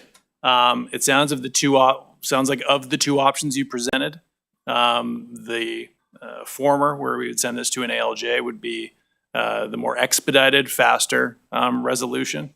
Is that correct? That is accurate. I believe that the hearing would occur faster under those circumstances, and the ultimate decision would occur faster as well. Okay. And then could you reiterate what the commissioners would be required to do if we move to join an ALJ as part of the proceeding? So did you say all 5 commissioners would be in attendance or would have to be in attendance? Well, I'll defer to Mr. Bainbridge on, I suppose, the procedure of that. You would definitely need to have at least a quorum, but I don't know if you would have to have all 5. But what you can't have is you can't have commissioners starting the process and not ending it. General Counsel Bainbridge? I'll take this one. Executive Director West. I have extra syllables in my name today. So basically, it would be whoever starts has to finish, and there has to be a quorum. So at least 3 of you would have to commit to the entire hearing, and a decision would not be allowed to be made by any commissioner that misses any part of the hearing. An hour, 10 minutes, you have to commit to the entire hearing. Okay. Any questions from commissioners? I kind of have a technical question for Chief Lindsay. Sure, Commissioner And Wilson. I don't want to ask the question and have you delve into the particular details of this particular item, but you did mention that the city manager was charged individually. So separate from this case, what circumstances would dictate that a city employee would be charged along with the city as opposed to what seems to be in most cases when there's a mass mailing prohibition, clearly a public harm, that based on my recollection, in most of the cases, only the city pays the actual fine that is levied by the FEPC. If you could make that distinction, that would be helpful. Yes, and first of all, you're correct. In most instances, we have not charged individuals. We did have an individual charge, you might recall, in a similar matter about 6 or 7 months ago. And the reason that occurred in that case is the same as this one.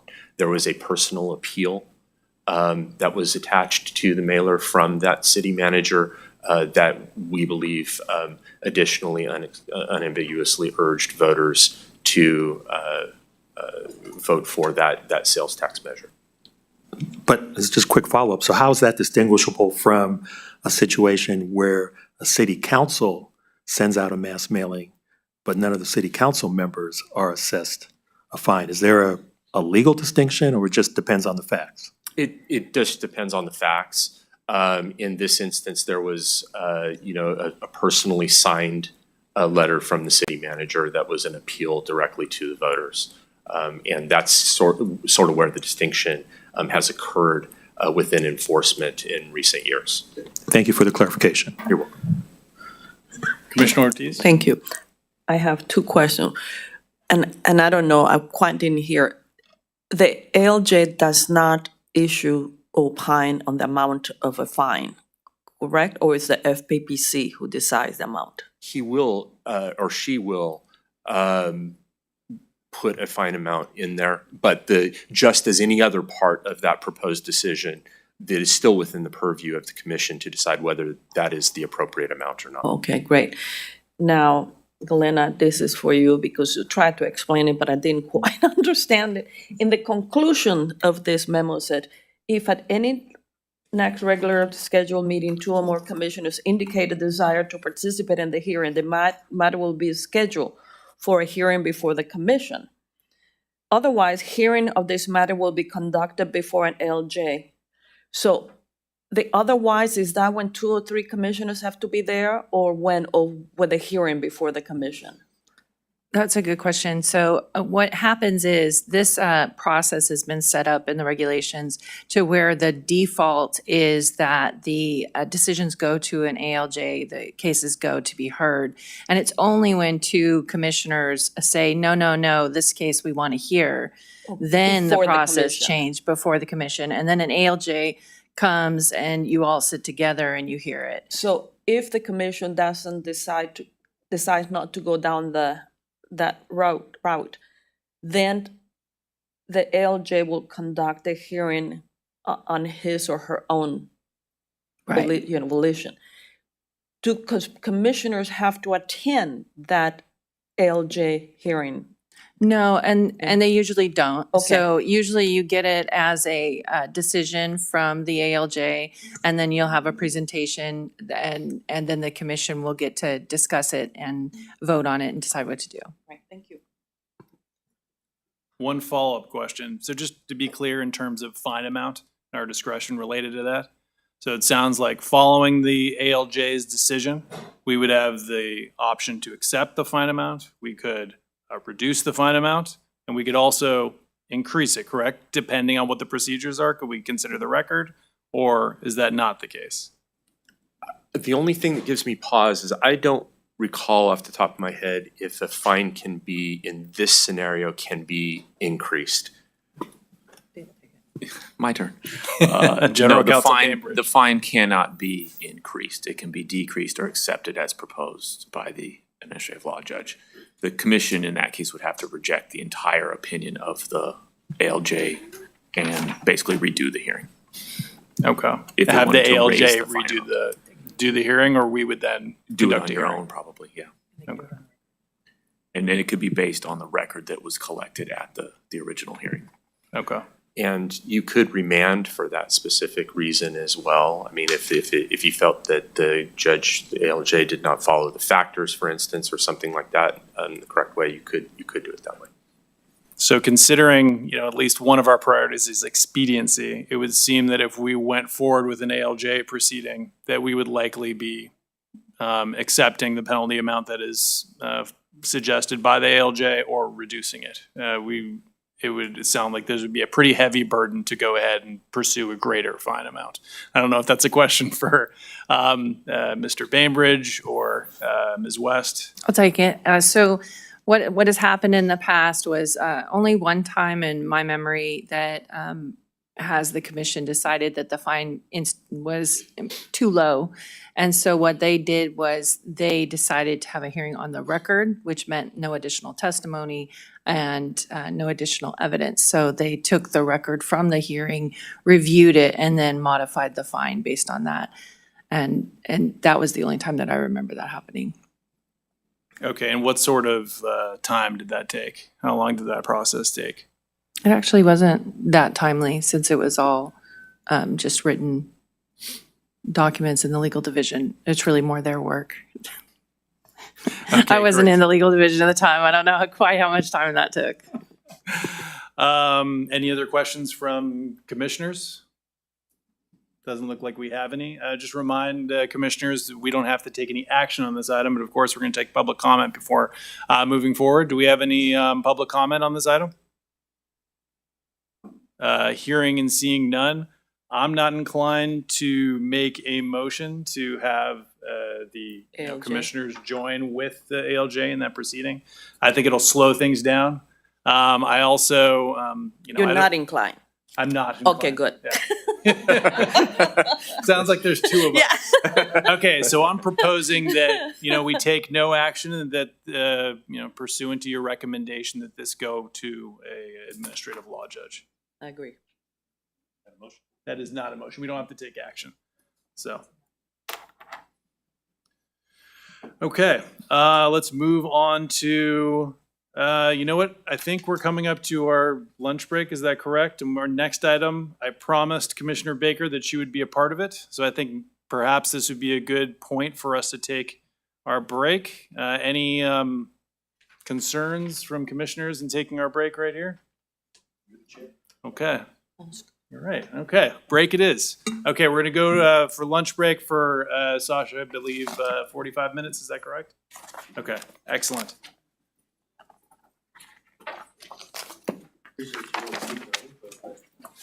There's a balance between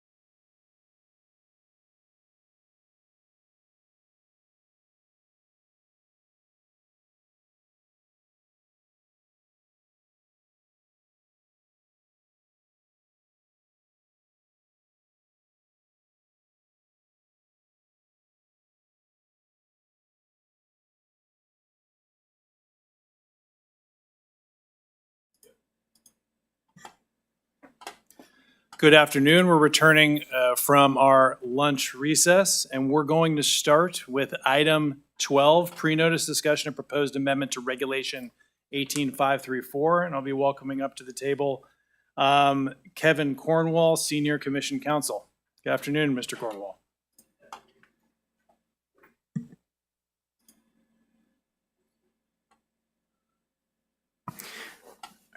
Good afternoon, Chair Silver and Commissioners.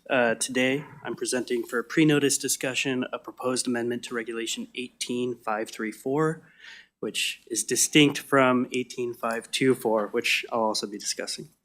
So the Political Reform Act imposes restrictions and requirements relating to committee bank accounts.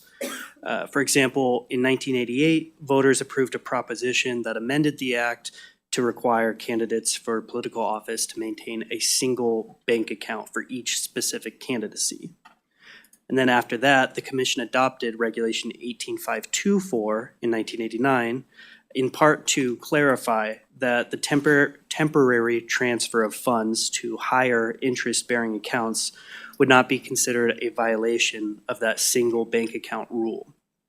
So Regulation 18524 expressly allows candidate campaign committees to temporarily transfer funds from their regular committee bank account to higher interest-bearing accounts, such as high-yield savings accounts or certificates of deposit, as long as those funds are transferred back to the primary campaign bank account prior to expenditure. So today, staff is proposing amending another regulation, 18534, to expressly permit the same type of temporary transfers for other types of committees. So to expand on that, separate from the single bank account rule that applies to candidates, Regulation 18534 requires recipient committees to maintain 2 bank accounts if they receive contributions beyond a certain threshold for the purpose of making contributions to a candidate for elective state office. Similar to the Commission's adoption of Regulation 18524 in 1989, staff is proposing the Commission amend Regulation 18534 to clarify that these types of committees, which are generally required to maintain 2 bank accounts, may also temporarily transfer funds from each respective account to higher interest-bearing accounts, as long as the funds are transferred back to the original account prior to expenditure. From our review of the regulatory history, when the Commission adopted Regulation 18534 in 2006, the Commission didn't consider and ultimately decide to exclude this type of provision. Rather, it appears the Commission was merely focused on a separate, more pressing issue at the time. And in fact, as discussed in the memorandum, it appears staff and the Commission assumed that the transfer of funds to higher interest-bearing accounts would be permissible under Regulation 18534, even if not expressly stated in the regulation. Last year, we advised that consistent with the rationale of Regulation 18524, a general purpose committee subject to Regulation 18534 could permissibly transfer funds from a campaign bank account to a higher interest-bearing account as long as the funds were transferred back prior to expenditure. So the proposed amendment today would, or for pre-notice discussion today, would essentially codify and expand on that advice to ensure equitable treatment of different types of committees while also maintaining transparency and auditing efficiency. And then finally, I'd like to go over just one quick update to the proposed language that we've presented as part of the agenda materials.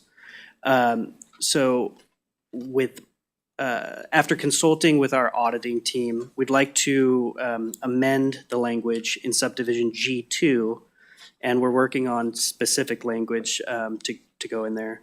But we want to specify that any higher interest-bearing accounts must include the words all-purpose or restricted use in the name of the account. And so before presenting the proposed amendment for potential approval at the October Commission meeting, I'd be happy to answer any questions or comments the Commission and regulated community may have. Sure. I have a couple of questions. Have we seen any instances of abuse or confusion with this rule in the context of candidate committees? because this rule has been extended. This has been permitted in that context previously by regulation, correct? Right. I'm not aware of any, but I think that that our auditing team or enforcement division might have more knowledge of that. Sure. But from my understanding, speaking with our auditing team, typically it's very common to have multiple different types of accounts, such as certificates of deposit or that thing. And I don't know that it's been like a frequently, I'm not aware of any abuse, but. Okay, that's helpful. The other question was, this is more for the public's benefit. Do you mind reiterating as simply as possible why it's important that, why we require that committees have all-purpose versus restricted use accounts? And why we're making sure that, there's no carryover. Carryover is probably the wrong word. There's no mixing of those two types of accounts. Yeah, so the underlying statute, section 85303, is the statute that establishes these contribution limits for these types of committees.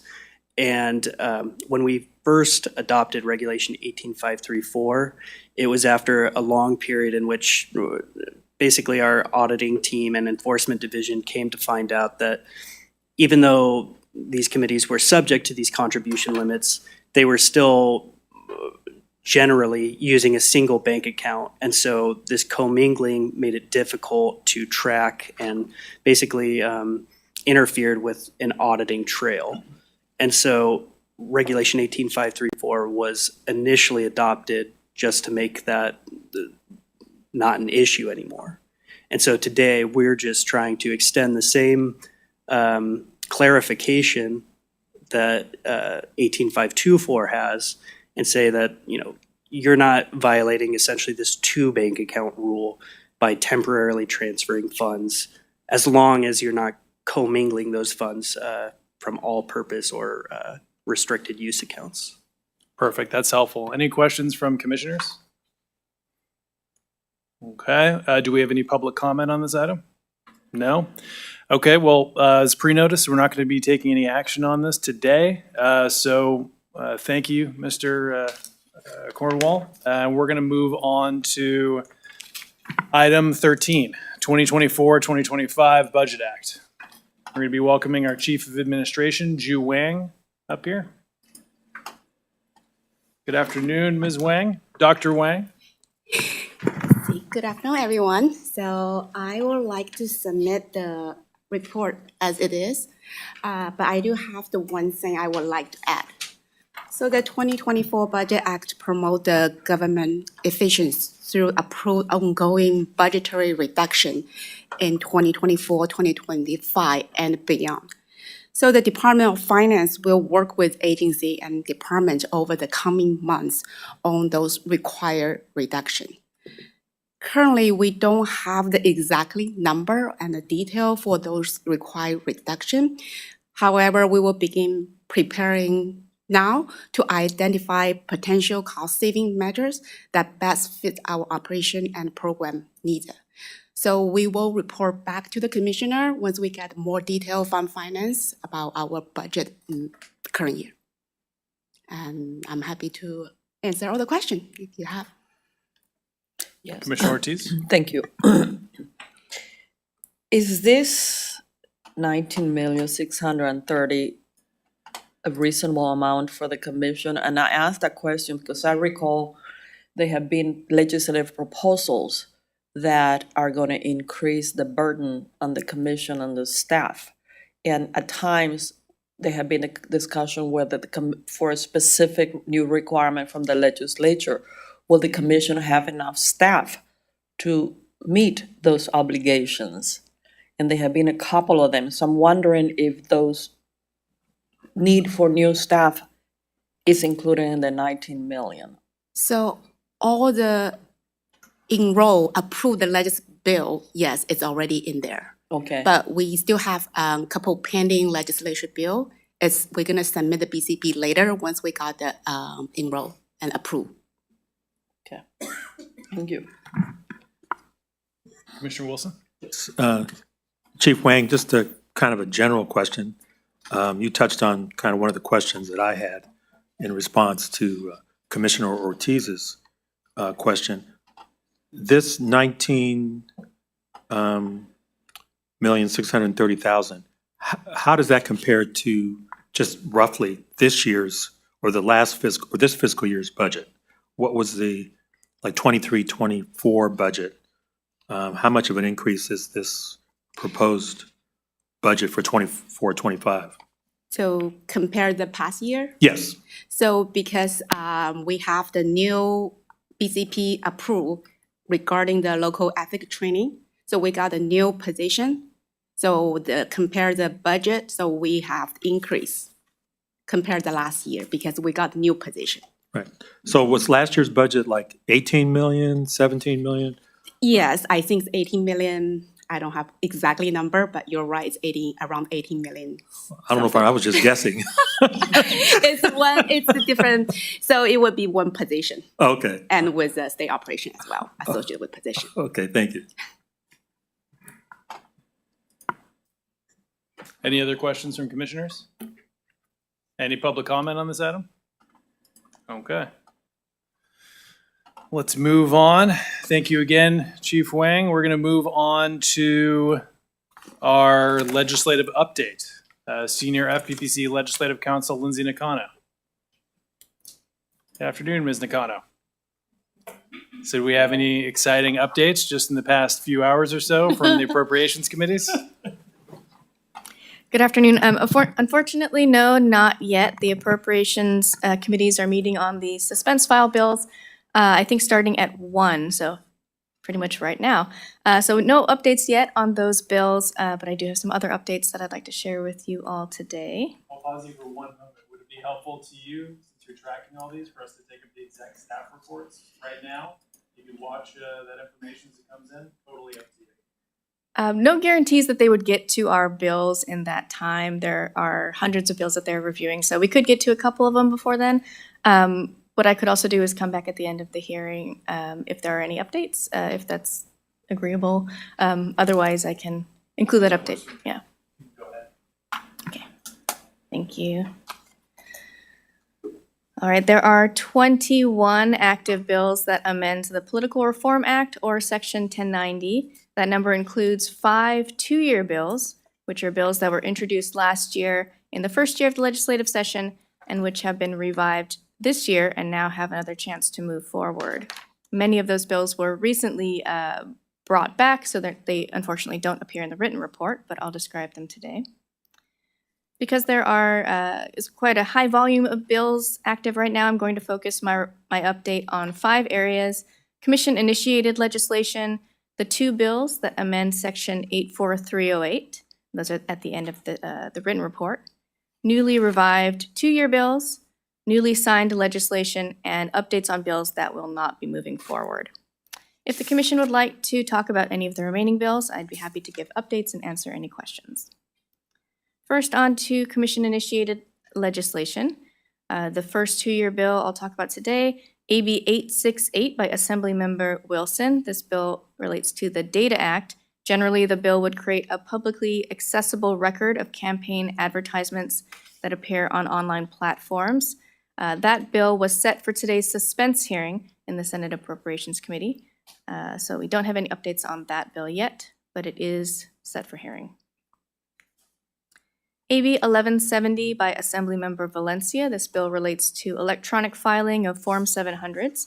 That bill passed in the Senate 38-0. It's now in the Assembly for a concurrence vote. AB 2001 by Assemblymember Gallagher. This bill makes minor changes and cleanup changes to the Political Reform Act. That bill was signed by the governor. It will become effective starting January 1st, 2025. AB 2631 by Assemblymember Mike Fong. This relates to the FPPC's Local Ethics Training Program. That bill also passed in both houses, and it will be headed to the governor's desk for his decision. SB 1027 by Senator Menjivar, requiring redaction of bank account information on statements of organization. That bill passed in both houses and is also headed to the governor's office. SB 1404 by Senator Glazer relating to the lobbying audit program and the new lobbyist fee. That bill is also in the Assembly Appropriations Committee and will be heard today on the suspense file. If there are no questions about commission-initiated bills, I'll move on to the two bills that amend Section 84308. Looks like we have no questions. Go ahead, Ms. Takano. Okay, I'm going to go into some detail about these bills. They're quite technical, so please bear with me and let me know if you have any questions. As a refresher, Section 84308 imposes contribution restrictions and recusal requirements for agency officers that receive contributions from parties or participants in a proceeding, in an agency proceeding. Generally, if an agency officer receives a contribution over a certain amount and within a specified time period from a party or participant in the proceeding, the officer is disqualified from participating in that proceeding.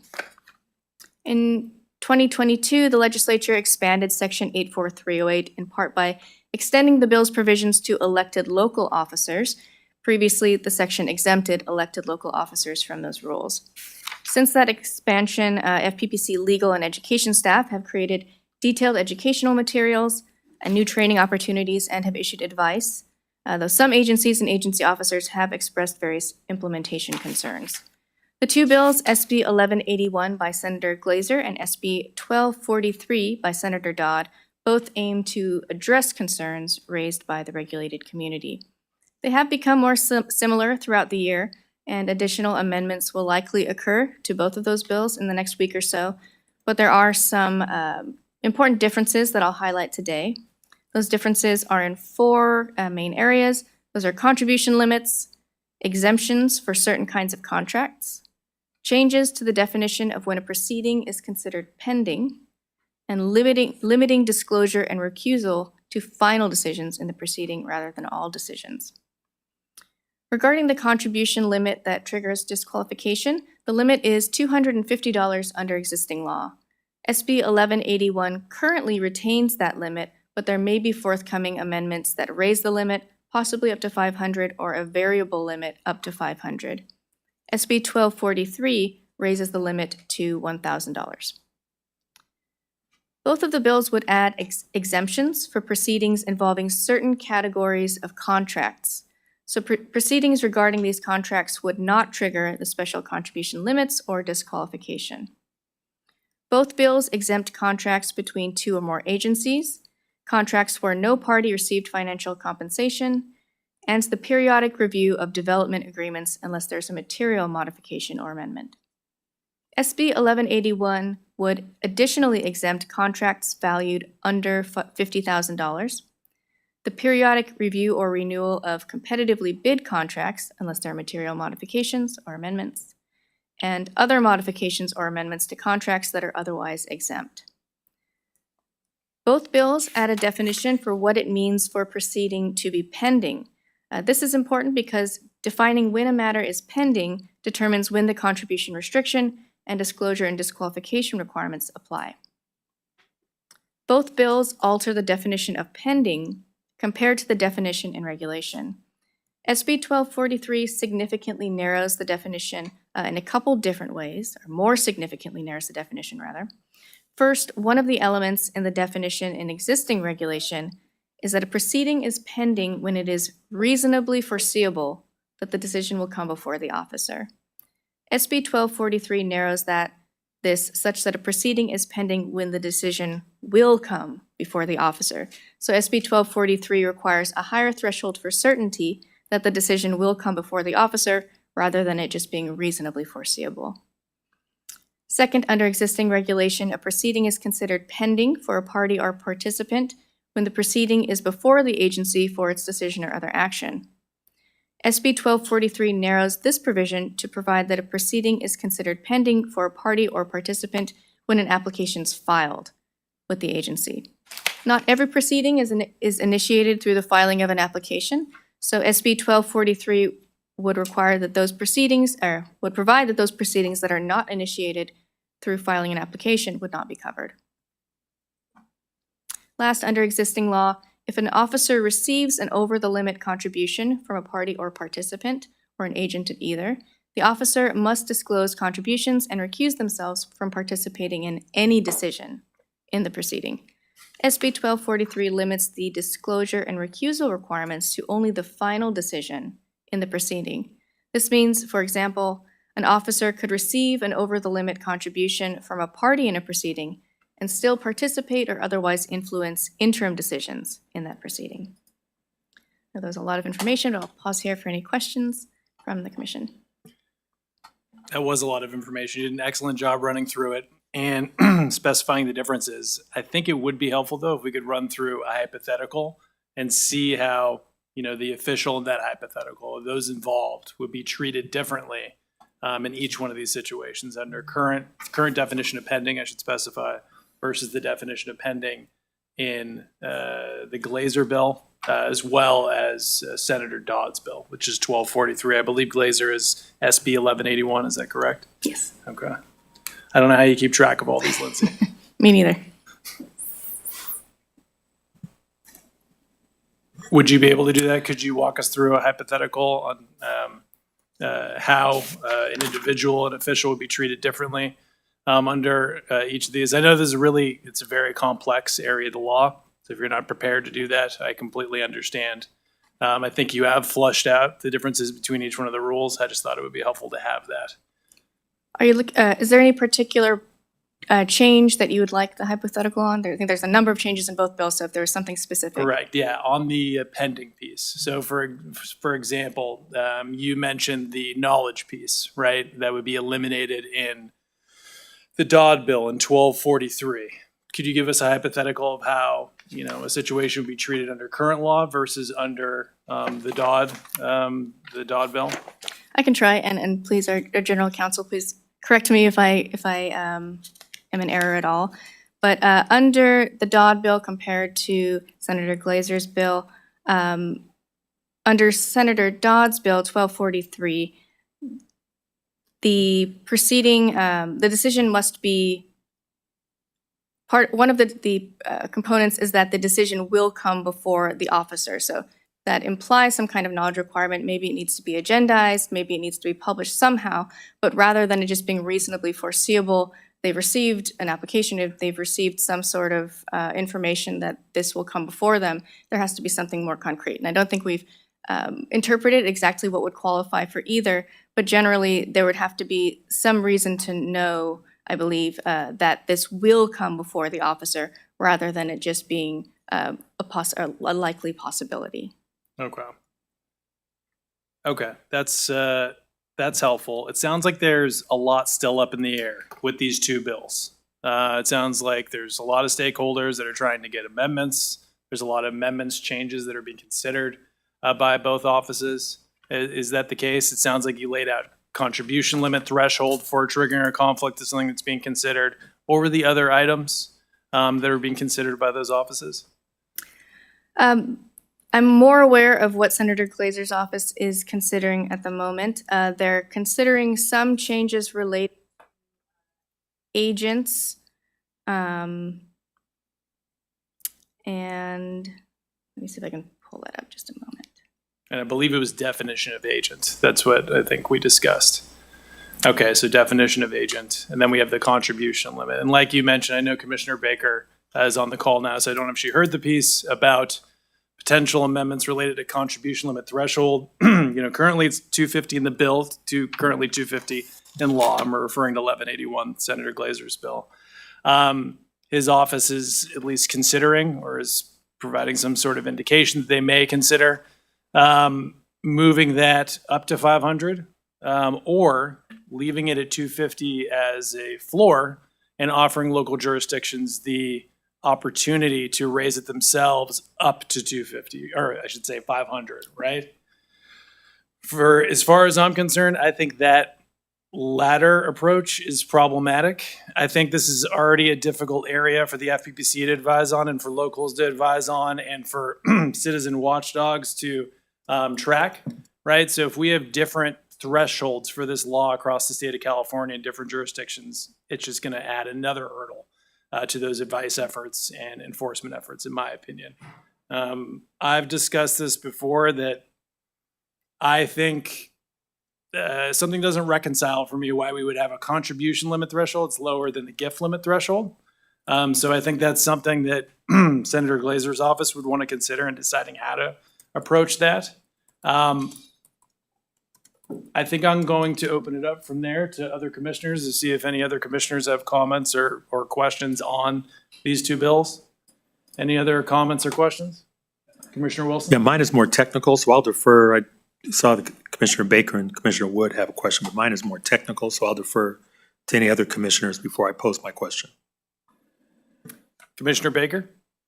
And thank you, Commissioner Wilson. Mine is procedural, and forgive me if I missed this.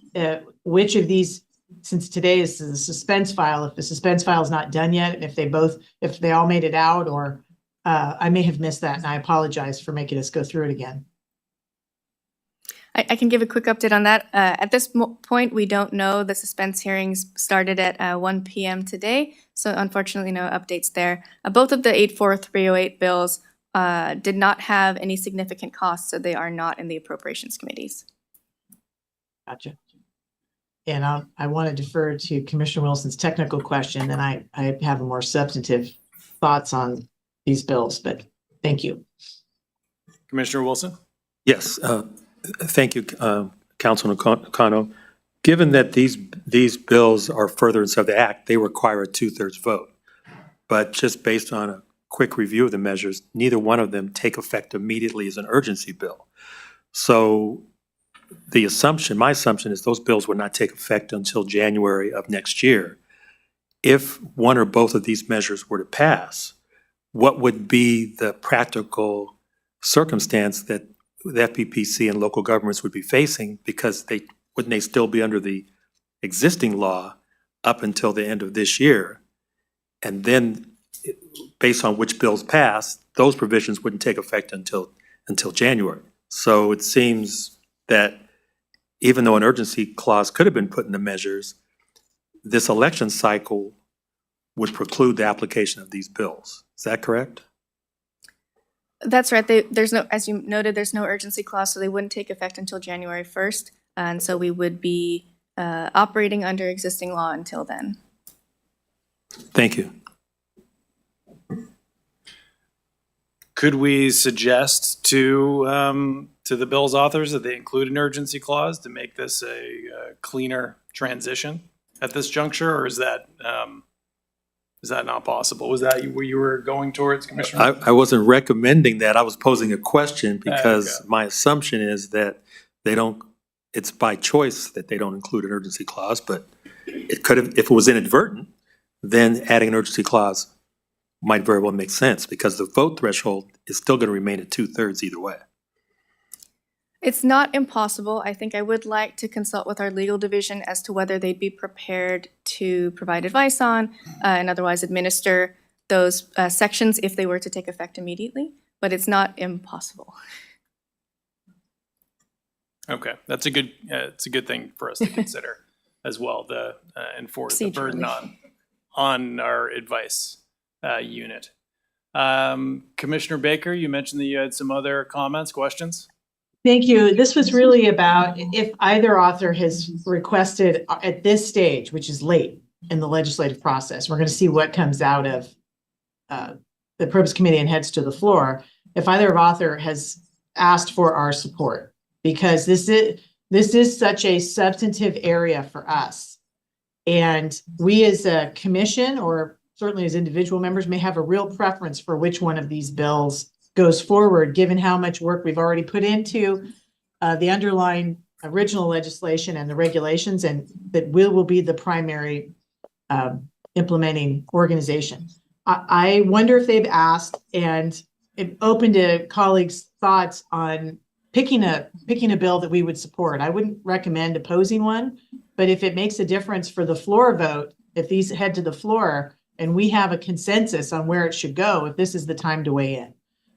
So it's a two-part question for you, Chief Counsel Nakano. I think I just got a promotion. Did I just promote you over? No worries. Gosh. Legislative counsel, senior legislative counsel, excuse me. Sorry, Mr. Bainbridge. Regarding taking a position, I'm sorry, what was the first question? Well, have they asked? I assume if Okay. they'd asked, you would have told us, but have they given any indication, gee, we'd like it if you would, but if you're not going to, fine. And two, invite your input, and I'm certainly open, if with the chair's permission, open the floor to discussion on picking one if we have a consensus, because it is such a major issue for us to have to deal with going forward. Thank you for reiterating. I have not received a direct request for a position. We have been working, staff and I have been working closely with Senator Glazer's office on amendment language, a little less so with Senator Dodd's office. I think from staff's perspective, staff is a little bit more comfortable with Senator Glazer's bill at this point and with the amendments that we have been providing feedback on. I don't have a full idea of what Senator Dodd's bill or how Senator Dodd's bill will be amended shortly, but at this point, I think staff is more comfortable with SB 1181. Okay. I mean, for my own part, it is such a, thank you, it is such a significant issue. I know I have a preference. It is for Senator Glazer's bill. It's a narrower change. And if we can help one get across the finish line by supporting, I'm very open to that, but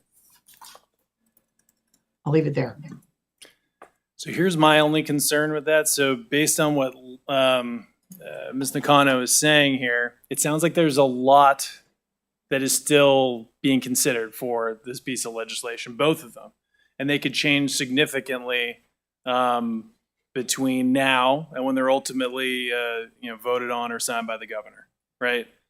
So let's say that we took a position of support for either one of these bills, and they ultimately amended it, added a provision that we object to. What would be our options at that juncture, since we wouldn't have a meeting, a time for us all five to get together before there's a vote on the floor? If a provision was added that staff and the commission found objectionable, and we had previously supported the bill, we could submit a revised position that we've retracted our support position or otherwise are neutral now. So that's an option if it does change in the future to something that the commission has concerns about. Okay, and who would we have to have a emergency meeting, something like that? Or it would just be my discretion to do that? How would that process work? I'll defer to our general counsel. No, go ahead.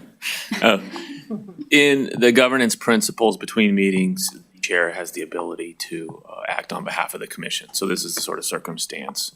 I would suggest that if the commission wanted to do that, they have a discussion and have sort of a general agreement of what they're good with, what may cause the majority of the commission to have a problem with it, and maybe kind of give you, as the chair, some guidance in the event that there are amendments that may change the commission's position.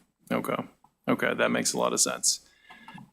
Okay, well, it sounds like this is something we're considering. We're deciding how to move forward on this. So I guess just to lay out our options. So our options would be to move to support this legislation. We could take no action, or we could oppose one of the two bills that we, have issues with.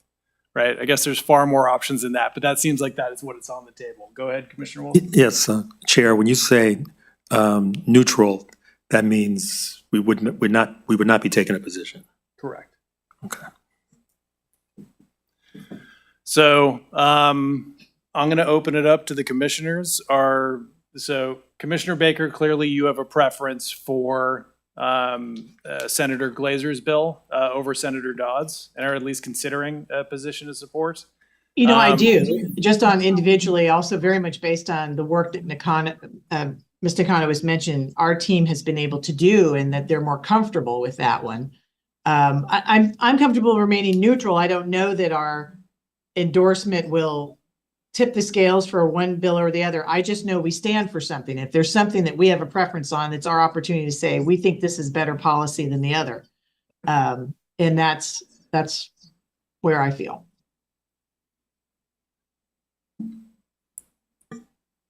Welcome our good colleagues' thoughts. I think I Sure. may have lost sound. Oh, no, I didn't. Sure. So I still have the concern about the 250 threshold for various reasons, especially if we're considering going up to the potential range of 250 to 500, where amount could just be picked by individual jurisdictions. In general, I'm supportive of the rest of the provisions in Senator Glazer's bill, in consideration of what we're seeing in Senator Dodd's bill, right? So, this is an expansion of law that the FPPC, that you commissioners considered for a long time. And you felt that this was the current law was the appropriate way to handle this. And it was then signed by the governor, and this was the rule. And now even Senator Glazer's bill is pulling, making potential, I wouldn't call them loopholes, but making the law less strict. So I think we want to be clear, like Commissioner Baker said, that we feel like the existing law is good law. While there are some issues that we feel like Mr. Glazer's bill and potentially Mr. Dodd's bill can remedy, and perhaps would make educating public officials on this process easier, right? I'm seeing some of the council out in the crowd who have to do that smiling, because this is a very difficult area of the law to advise on. I guess what I'm getting to is my main concern is the contribution limit. If we can find a way to convey to Glazer's office that's an issue for us, assuming that's the case for the rest of the commissioners, whether that's support, whether that's just conveying a message through us discussing this at this meeting. I'm really supportive of what my colleagues would like to do on this. So any comments from Commissioner Wood? Is there a sentiment among the rest of the commission to take a position on this today? Well, I can only, Commissioner Wilson? yeah, one of the concerns that I have is with 400 plus cities, over 400 and almost 500 cities, to have individual jurisdictions making the decisions on the disqualification provisions, that would clearly be problematic. My personal view is, I don't know that members of the legislature would take kindly to us saying we support one bill versus another bill. It's one thing to support or even oppose a bill, but when you have conflicting measures, it's the role of the 120 legislators to figure out how to resolve that issue. And by us weighing in, if we pick the wrong horse, then that could reflect badly on us, even though that's not our intent. But that's just my opinion. I'm more in support of just taking a neutral provision and perhaps specifying any specific points we want to emphasize, but taking positions on a particular bill, I wouldn't feel comfortable doing that. Okay. Okay, that's helpful. Any other comments from commissioners? Commissioner Wood? So along with Commissioner Wilson, I mean, I don't feel super strongly about any of this. I would be happy to go along with what Commissioner Baker is saying, but what I liked about what Commissioner Wilson was saying is, like, if we want to remain neutral, then we can still do as Ms. Nakano's already sounds like she's doing, trying to really have some input from the FPPC on as these things develop.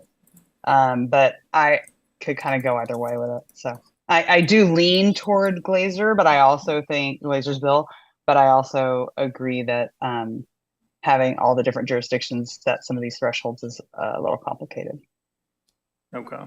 Commissioner Baker? Well, I've been heard plenty on this, but I like the path that Commissioner Wilson is identifying, which takes into account your, and I share them, concerns about the contribution limits and how difficult it could make implementation, and really focus our engagement with the legislature at this point on how we think they can make the bill better and remain neutral, see where it lands. I am comfortable with that. Okay, that's helpful. Okay, and Lindsay, I think it'd be helpful. Could you, or Are you prepared to run through, what we expressed today in terms of our concerns with the Dodd bill? So that's on the record. It sounds like the contribution limit amendment, to the extent that that happens, Senator Dodd's phrasing or definition of pending, we see as problematic. Were there other items that we wanted to highlight? I think that those were. Oh yes, I brought up in my summary the issue of the final decision in Senator Dodd's bill. There, under Senator Dodd's bill, a officer is only required to recuse themselves if they're making a decision about a final decision. However, they'd still be allowed to make interim decisions under Senator Dodd's bill. So that remains a major concern for staff. Okay, and it'd be very helpful to hear from Senator Dodd's office or another office as to why they make that distinction, right? Because you have the prohibition on receiving contributions at that threshold, right? Currently $250. You also have the disclosure requirement, and then you have the conflict of interest provision. So there's three. That prohibition, that's subject to a different timeline, pending timeline, than the conflict of interest as well as disclosure, like you pointed out earlier. So I think it'd be really helpful to know why they made that distinction and why they feel like that's good policy. Understood. Thank you. Okay. Is there anything else any other commissioners wanted to add? Okay. Well, any public comment on that item? Okay. Hearing and seeing none, you can go ahead, Ms. Nakano. Thank you. Appreciate your feedback. Okay, I'll move on to other two-year bills that have been recently revived. There are four. AB 270 by Assemblymember Lee and SB 24 by Senator Umberg. Both of these bills relate to public campaign finance programs. SB 24 is set to be amended, and it should be identical to AB 270. I believe AB 270 is in the report. SB 24 is not. Generally, the bills would impose requirements and restrictions for the expenditure and acceptance of public funds distributed through public campaign finance systems established by the state or by local government agencies. Those bills are both in the appropriations committees and will be heard today on the suspense hearings. SB 409 by Senator Newman, another two-year bill. This bill relates to candidate ballot pamphlet statements. Generally, the bill would authorize a pilot program to add a QR code to the ballot pamphlet that would link to a video statement by the candidate. And this pilot program would be administered by the Secretary of State's office, and there would be no new duties or requirements imposed on the commission itself. That bill is also on suspense and will be heard today. Last on the two-year bills, SB 724 by Senator Glazer. This relates to paid communications that identify an elected state officer. This bill is also on the suspense file and will be heard today. Generally, the bill would require a new report when a person makes or receives a payment above a certain threshold for communications made within 150 days of an election that clearly identify an elected state officer and educate the public about the previous votes cast by the elected state officer or about the source of campaign donations received by the elected state officer. As I mentioned, that bill is also on suspense, so we will know whether it's moving forward later today. Any questions on those two-year bills? Doesn't look like it. You can go ahead. Okay, just a few more updates. Moving on to one bill that has already been signed by the governor. SB 948 by Senators Limon and Zibur was signed. It'll take effect January 1st, 2025. The bill relates to the treatment of general election funds and was previously the subject of a regulation project earlier this year. I'll also note that a correction was made to the bill summary, which is posted on the agenda. And last, updates on bills that will not be moving forward. AB 2911 by Assemblymember McKinnon, which would have raised the contribution limit in Section 84308 to $1,500. And AB 3239 by Assemblymember Carrillo, relating to the use of campaign funds for emotional support animal airline travel, were held in the Senate Elections Committees and will not be moving forward. That concludes my update today. Happy to answer any other questions or give updates on any other bills.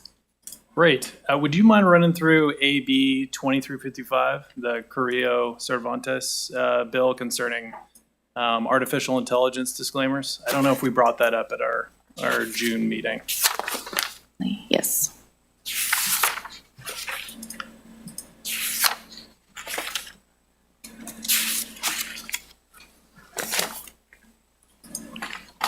Generally, the bill AB 2355 by Assembly Members Carrillo and Cervantes would require a new disclaimer statement on campaign advertisements with image, audio, or video that was generated or substantially altered using artificial intelligence. This would be like the other kinds of disclaimer statements that are on campaign ads that describe who paid for the ad.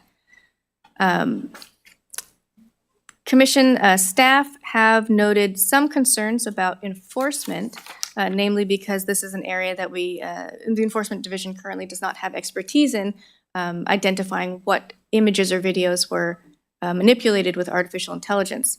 We have a fiscal on the bill for new staff in the Enforcement Division, and in addition, there will be some sort of cost in an unknown amount potentially for software that could help identify when an image or video was manipulated.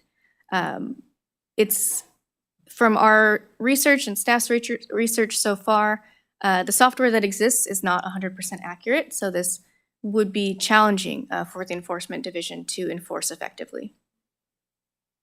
That's helpful. I would say for myself, at least, that regulating artificial intelligence, especially generative AI in the campaign context, is very, very important.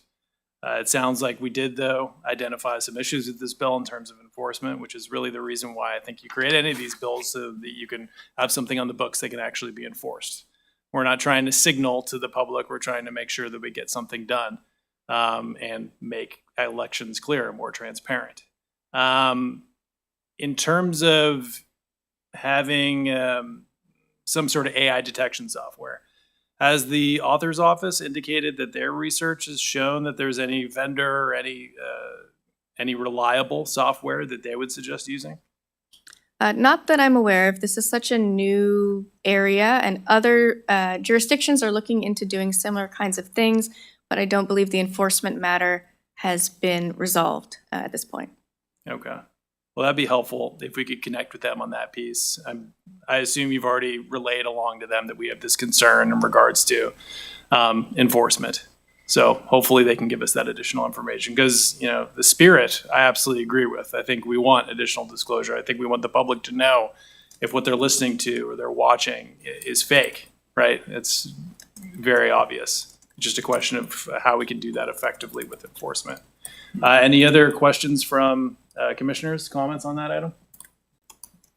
Okay, those were all the questions I had on the legislative report. So I think we're good to move on to executive staff reports. Thank you, Ms. Nakano.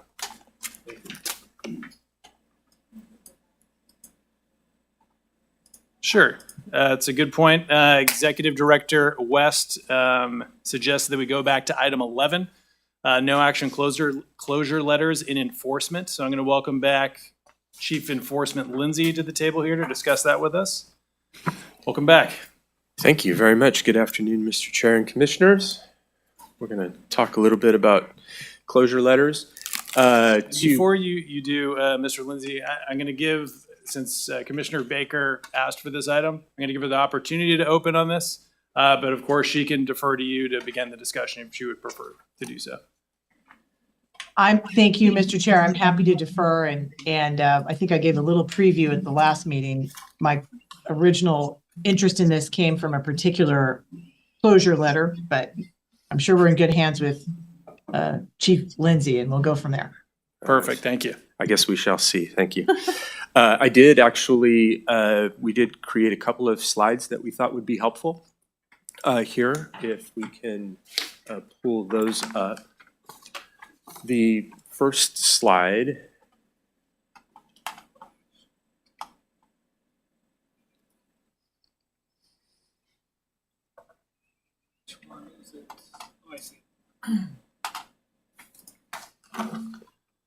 we go. This is taken directly from our website, one of the enforcement pages, which describes no action closure letters.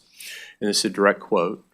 A no action closure letter will be issued for circumstances including insufficient evidence to prosecute, further information would not be helpful to move forward, the allegation has been disproven, the potential violations lack sufficient public harm to pursue, or the potential violations are being addressed in another forum. We use two of those quite a bit in our no action closure letters. It's pretty common for us to state that an allegation has been disproven as a basis to close a matter. It's also pretty common for us to use insufficient evidence to prosecute as a basis. We don't use the others too frequently, if at all. I don't think I've ever utilized the second one. Further information would not be helpful to move forward, specifically as a language item, just because that's, I think that most people would find that somewhat unsatisfactory in some ways. So we do tend to augment that scenario a little bit if it occurs. But actually, we're pretty good at dealing with that at the complaint stage. What that tells me mostly is that it's related to a matter that the PRA doesn't cover. So then no additional information would be helpful. And we're very good at identifying those at the initial stages, so we don't tend to close cases very much for that reason. And then going to the next slide, which I think really gets to more of Commissioner Baker's specific matter. This was an advisory letter that we issued that Commissioner Baker was talking about. It's a little broader, the language is under advisory letters. If there is insufficient evidence to prosecute a case, again, this is from our website, but the person complained about appears to need more information or information about the act to ensure future compliance, the Enforcement Division closes the case with an advisory letter. So here, we tend to use advisory letters in scenarios where there's insufficient evidence, but it came pretty close to something that might have been a violation. We utilize this mostly in scenarios, in my experience, of mass mailings at public expense. But this particular advisory letter over a legal defense fund and reimbursements that we received, we did issue an advisory letter. And we highlighted the language that I believe Commissioner Baker had some concerns about. And that was, we stated ultimately, after an investigation, the Enforcement Division found insufficient evidence to establish that a violation occurred within the statute of limitations. This was an unusual case. When we received the complaint in 2021, it related to activity that had occurred in 2015 in terms of the initiating activity that started the Legal Defense Fund. That's why the phrase occurred within the statute of limitations was in there. And we went through that, the factual scenario early in this advisory letter, talking about the fact that a loan was made by the candidate for the purpose of a legal defense fund. Whatever happened in 2015 at that point may or may not have been a violation, but we weren't able to pursue that. We held on to the case, however, in that instance, because there continued to be reimbursement activity that was within the statute of limitations and required us, we felt, to look into that activity to determine whether or not there was actually a violation in that area of the events. We determined, though, that there was insufficient evidence ultimately after an investigation to pursue those events that technically weren't outside of the statute of limitations. So we tried to there were multiple bases for this particular advisory letter and the closure. And we tried to give both of those bases. We did so in one sentence, which may not have been the best way to do it. But that's the basis for why that language was utilized in this particular matter.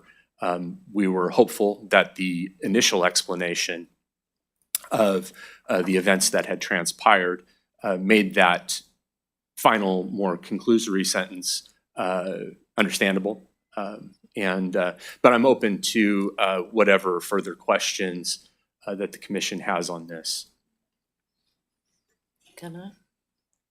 Sure. Commissioner Ortiz? Can we go back to the first page? Yes. It says violations lack sufficient public harm. Is that decision subjective, or do you follow some guideline to say where there is a, public harm or not sufficient? Yeah, well, it is very subjective. We would look at situations like this to determine how much effort is going to be needed to be utilized with limited resources to look at what has been alleged and what we would likely uncover if we went through that effort. We don't utilize that very much in no action closure letters. We utilize that, frankly, a lot more to decide to issue warning letters, perhaps instead of a monetary penalty if there are certain circumstances. But we don't usually close matters with no action if we know that there's a violation there. Thank you. Any other commissioners have questions or comments? Commissioner Baker?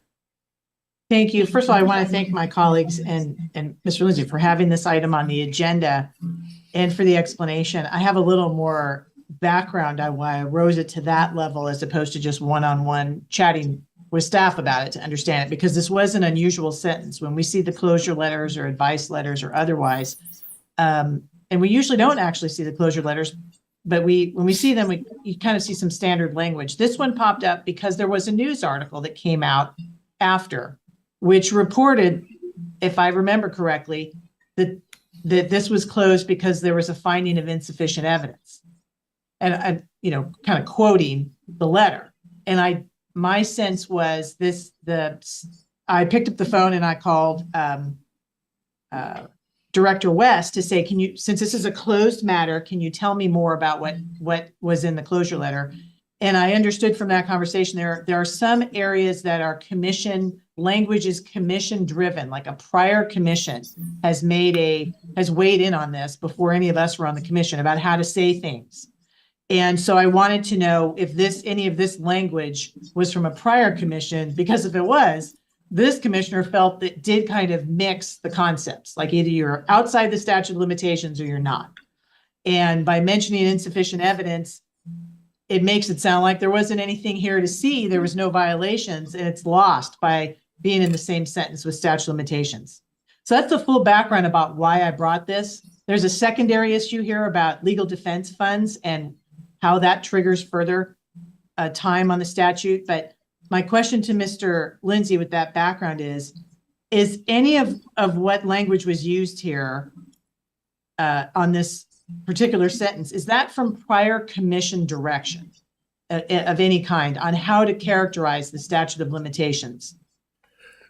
Or was this purely, trying to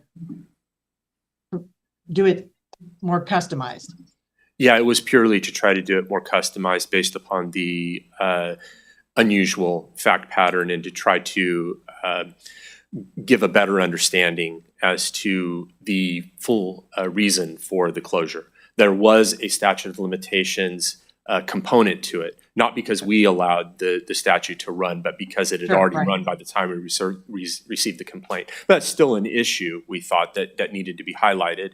But there was the second component that there was some activity later on that was within the statute of limitations that we investigated that we just did not feel rose to the level of having sufficient evidence to move forward with that. So we tried to put both of those reasons into the letter.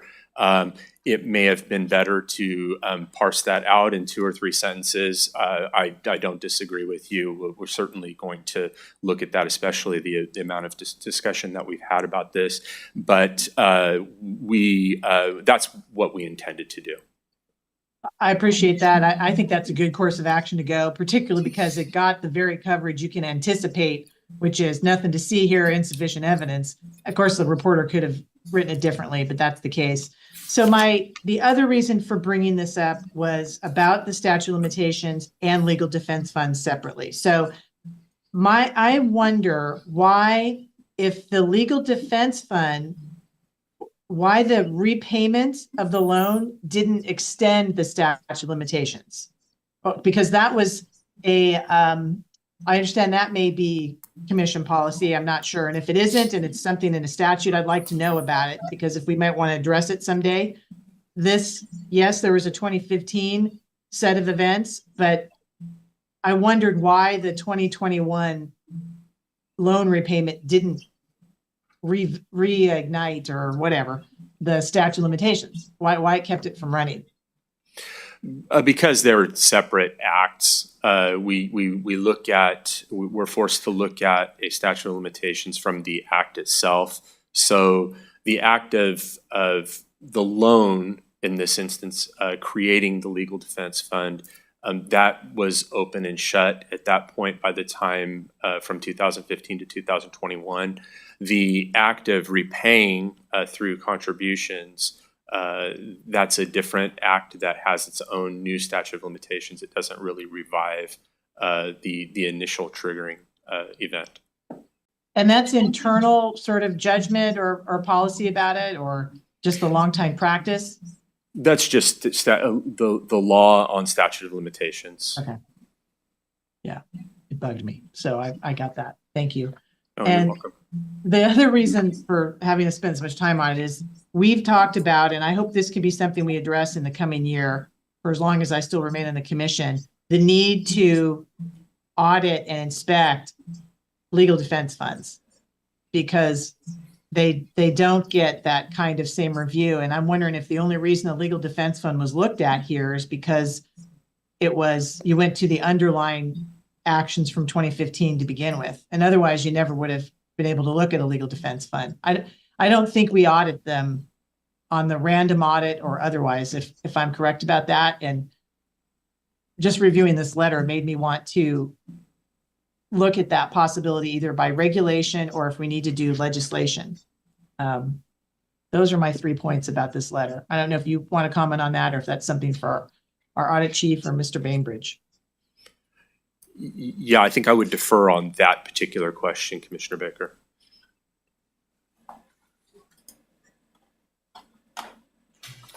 Chief Shaw?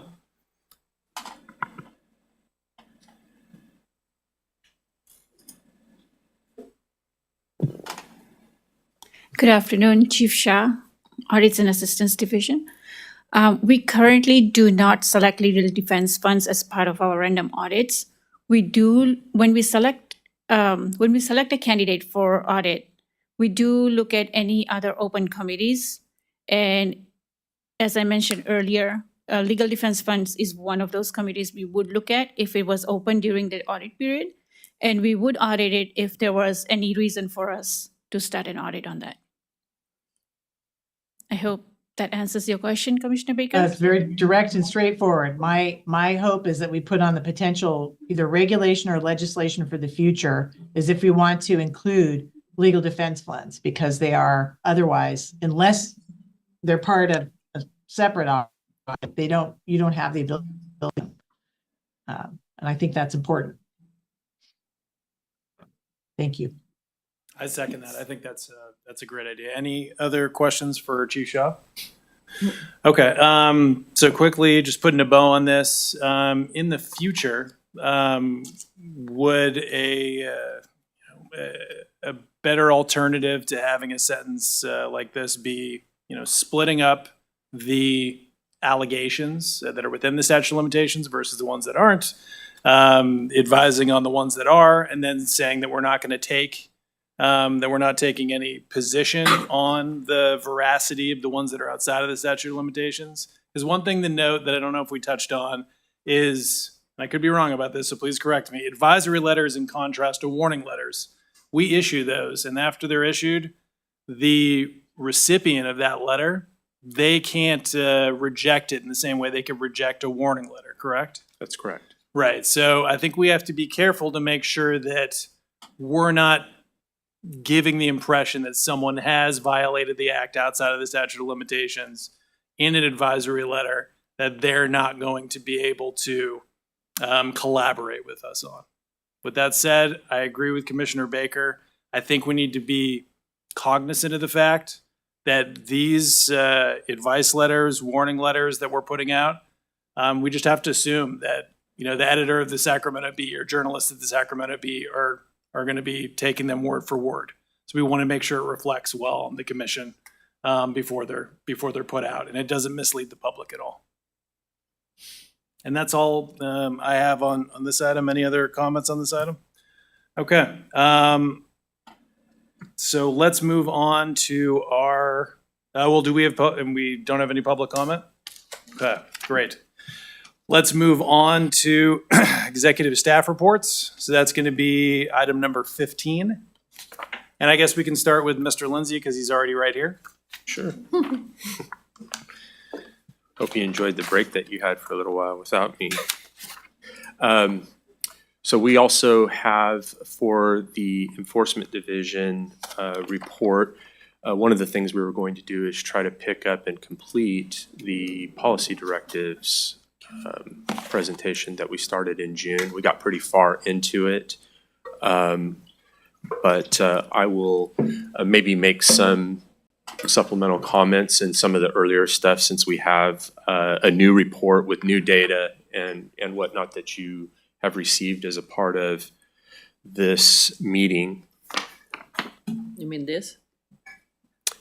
Yes, that's the slideshow that we've got here. And then, and we also have the report itself that customarily puts in data, and I'll try to filter in a little bit of that just to, since we're here doing this. We know what our main goals are. We know what the result was. I know we've got a hard stop, so I'm not going to go through too many things, but we didn't update that. But our closure data at the time of the June meeting, I had indicated that we had a reduction on Directive 1 to a total of 975 cases. We had 440 cases that were pre-2023. And you can see from the report that we had a net total of 43 reductions in the last 2 months. So our open case number is 879 now as of the end of last month. We also currently have fewer than 400. It was 440 before. We have fewer than 400. And there are some matters on the agenda today that have been approved and in our streamlines as well. We're getting very close to being satisfying this particular directive. We're down to about 30 cases by my quick calculation on in terms of getting that 75% for pre-2023. Directive 2, again, this indicates that our number was 917 cases at May 31st of 2024. At the end of July, it was 879. So even though we've entered into the general election cycle, we're opening, we're getting complaints, we're opening cases at a rapid pace. We are still getting good net reduction activity, and I feel good about where we are right now there. As we talked about in the last meeting, we'll know what the carryover case number is when we have our January meeting. We'll have all the data for December. We'll know what that number is and where we, where we are and where we need to go. We talked about our short-term and longer-term goals before, but I have no reason to believe that right now that those don't remain realistic. I feel pretty good about where we are right now, but we still have a lot of time before the general election. The 2-year case life cycle, I think this is where we sort of got, we concluded up last time. It's our goal, your goal and our goal to start and end cases within the 2-year time frame. We've been doing really well. It's hard to have this data right now because we're still only about 18 months into the policy directives. So the 2-year cycle hasn't occurred. And of course, there's new cases all the time that generate a new cycle. It'll be interesting. In January, that will be the end of 2024. We'll at least have some idea about the early cases that were generated in 2023. How many of those are still around? We'll do the best that we can to isolate those cases and finally at least have some sort of fairly complete data point there.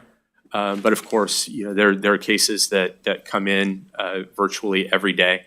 And that will be a rotating issue. But we will have a 2-year period here pretty soon that is done. But as we pointed out before and we pointed out here, the determination was that in 2023, we had closed about 2/3 of the cases that were opened within 2023, which I think is a good testament to not only have we been working hard to conclude and move forward the oldest cases, but we are simultaneously doing a good job of looking at our newer cases. And I think that the streamlines show a really good indication of that as well. Almost half of our streamlines were from 2023 and 2024. So we are doing a pretty good sandwich effect, working on those older cases that need advanced prosecution at this point. We're doing a lot of probable cause, a lot of accusations, but we're also working pretty hard on getting newer streamlines and newer resolutions on cases that have just come to us as well. I make a note that there's the unresolved complaints and referrals have been reduced. That is something that I can't say too much about. A year ago, we had nearly 1,700 unresolved referral matters, both SEI and campaign referrals. We are now down to 1,000 of those. It's still a lot, but we are making significant headway on non-case stuff as well. I mean, the complaints look very good. We don't have really any old complaints, especially in the sworn area, but even in the non-sworn anonymous area, we have very few unresolved complaints. We're getting through complaints very quickly, but we are moving referrals at a pace that is much, much faster than we were previously. So there's a lot of things that are happening in a lot of different areas that are really good, that are going to lead to the 2-year life cycle happening at a very high level. As I'd indicated, and I know that this is something that's not a surprise to anybody, but we're never going to get 100% case resolution in 2 years. There's just a lot of variety of factors there. But I do believe that we can get to a spot where the vast majority, now I'm talking 90% or so, would be my hope, that we would have case resolution within 2 years. I think that is realistic. We're getting to that point. But we'll always have cases that straggle for various reasons. Data comparison here. This gives information about how the election years basically affect us. We can see that 2020 and 2022 complaints are much higher than they were in 2021 and 2023. Referrals tend to be, those have gone up a little bit gradually over time, regardless of year. Our complaints in 2024, as of the time that this was done 2 months ago, were 415. Clearly, we are, especially with the general election coming up, we are going to be way higher than 2021 and 2023. I don't know if we'll reach the level of complaints that occurred in 2020 and 2022. Time will tell on that. I think we've got a lot of educational efforts out there that are useful for sure. We've got increased enforcement visibility, I think, in a lot of ways as well. So my hope is that between those things, especially the education piece, that may have an impact on reducing complaints a little bit. But we did see about 300 complaints in the primary election. I suspect that we will see well more than that over the general election cycle. I think ultimately, I think it's likely that we will see something in the very high hundreds and probably over 1,000 before this is over. But we had, let's see, we had 197, about 150 complaints over the last 2-month period as I'm looking at the report that we provided. So the rough math is that we were about at 575, something like that in terms of complaints this year. And I suspect that we will get another 400 to 500 over the general election at least. So it's going to hold that trend where we have complaints in an election year that is significantly higher than what we do in the what we see in the non-election years. Referrals have stayed, I think, pretty stagnant. That we might be at a pace that's a little bit lower than we were last year, but we did have 265 referrals, as you can see, over the last 2 months as well. So that's where we are right now. We'll keep you updated, obviously, on where that goes.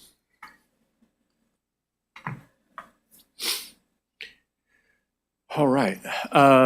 Just kind of reiterating what we've done, what we're doing in enforcement to get the goals achieved in the way that we have been.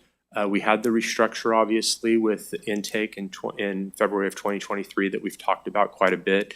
This is a big deal because we have more personnel in intake. We have a varied personnel in intake that allows for us to look at complaints in a very thorough way right now. And we have scenarios where some certain types of complaints can be reviewed by attorneys at the complaint stage so that we can make sure that we are doing the best that we can to open the right cases, not open the wrong cases. And I think that's going really well. We have we even have one of our newer intake attorneys that is in the complaint rotation, looking at sworn complaints and other types of complaints as well, along with our PRCs. And this is really gone well. I'm really happy with where we are with that and the results I think that we're achieving in that area. Another part of this is that we've been able to hire a couple of new staff service analysts that has helped with the referrals that I spoke about earlier. We're getting through referrals in a way that is more than it's catching up and actually exceeding the number of new referrals that we get for the first time in a long time. So we continue to have a decrease in those areas, and that's very helpful. Of course, we continue to focus on moving older intake cases to the prosecutions unit. We go through certain attorneys and non-attorney staff in intake keep certain types of cases, campaign referrals and things of that nature. But once it gets into a scenario where we've got to look at prosecution where they haven't responded to information or respondent hasn't engaged in the streamlined stipulation that we believe is appropriate, we're trying to move those cases to new personnel in the prosecutions unit to move those cases much quicker than we have before, and that is also happening as well. And again, the restructuring and the expansion of personnel has helped with the quicker resolution of cases. Investigations and prosecutions, those units work hand in hand more so. Investigations usually doesn't work too much with intake personnel because they have a different type of case, but the prosecutions unit works heavily with investigations. We have engaged in a high level of multi-team review. We engage in 3 days a month of 2-hour meetings between 3 separate teams to go through our caseloads, gives people an opportunity to discuss things that are unusual, get direction, get some input from individuals about how they might go about a case, whether that's investigators or attorneys. In many instances, it gives the investigator and the attorney, along with supervisory staff and investigations and assistant chiefs and myself, the ability to go through a good number of cases, make sure that we're setting the right priorities, make sure that we're moving cases in a way that is appropriate for the level of involvement. So we engage in that quite a bit. We are trying to prioritize with investigations. We are coming up with ways to get cases started in investigation before it can necessarily be reviewed by an attorney. That was something that, of course, we want our attorneys involved in investigation plans and whatnot. But there are a lot of things that experienced investigators, especially with the supervisors that have been here, they can get cases started to get basic information. We've been really good recently about getting those cases started so that when a case can be reviewed initially by the attorney that's assigned, we're already someplace with the investigation, and then it just needs to be fine-tuned in a lot of ways. Again, we're looking at increased closure rates, both in investigations and prosecutions. That is shown by the data of the raw numbers of case closures that we are achieving and the net closures as well. I put streamline evaluations in here under prosecutions policy and procedure because with the new regulations that we spent a lot of time with, we've also revamped some of our evaluation processes. And that's went really well. We've got new penalty charts, did a lot of good work in that area to make sure that our streamline process is going really well. And we've done some multiple trainings with our enforcement staff to get those going. We've also revised some of our stipulations. And one of the things that we're trying to do is eliminate as best we can multiple types of resolutions. So in many instances, we may have streamlines where some of the activity is within warning letter criteria, while others maybe are tier 1 or tier 2 matters. What we used to do mostly was engage in the stipulation, make sure that that went through, and then on top of that, we would send a warning letter. We are trying in more instances to try to incorporate the warning letter types of violations into the stipulation, but not as a penalty, so that we can keep control of that and have a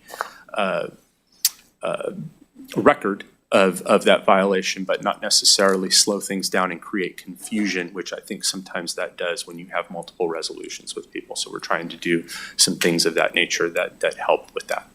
I end this slide with a reiteration of something I said before in June, which is that we are engaging in a sharp increase of advanced prosecution tools. The amount of probable cause proceedings we are going through this year, followed up by accusations, is significantly higher than where we have been in the last couple of years. And it's going to lead to a lot of new things for the commission to consider, as we saw today. You have a hearing request today. We have multiple default proceedings going forward.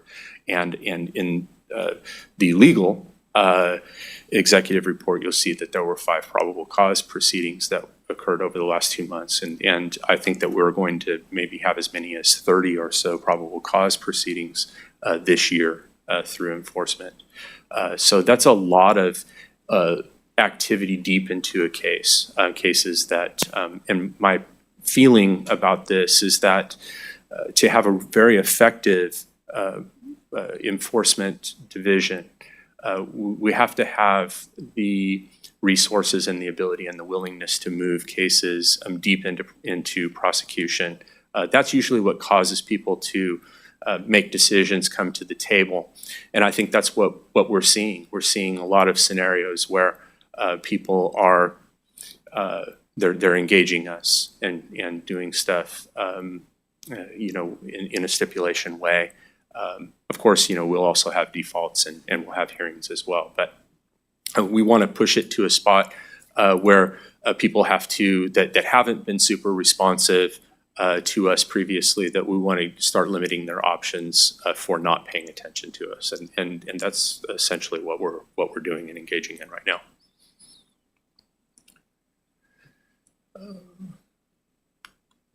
Sorry. Just a trying to quick move. question. What were do you know offhand the number of probable cause conferences that we had in 2023? 7, I believe. 7.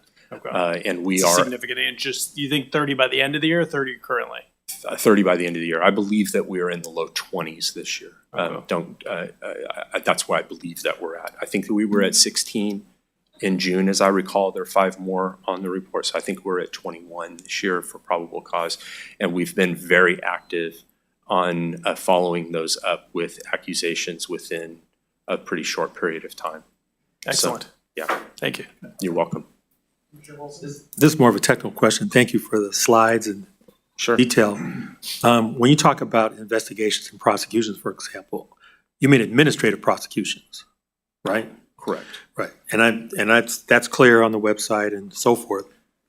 And I know it doesn't happen that often, but how common is it that enforcement, in perhaps collaboration with the executive director or even the chief counsel, where you refer cases to the district attorney and it's outside of the hands of the FPPC? Yeah, we, thank you for that. We talk to the district attorneys frequently, especially in Section 1090 matters, because we have to have their permission to move forward in those particular types of matters, illegal contracts.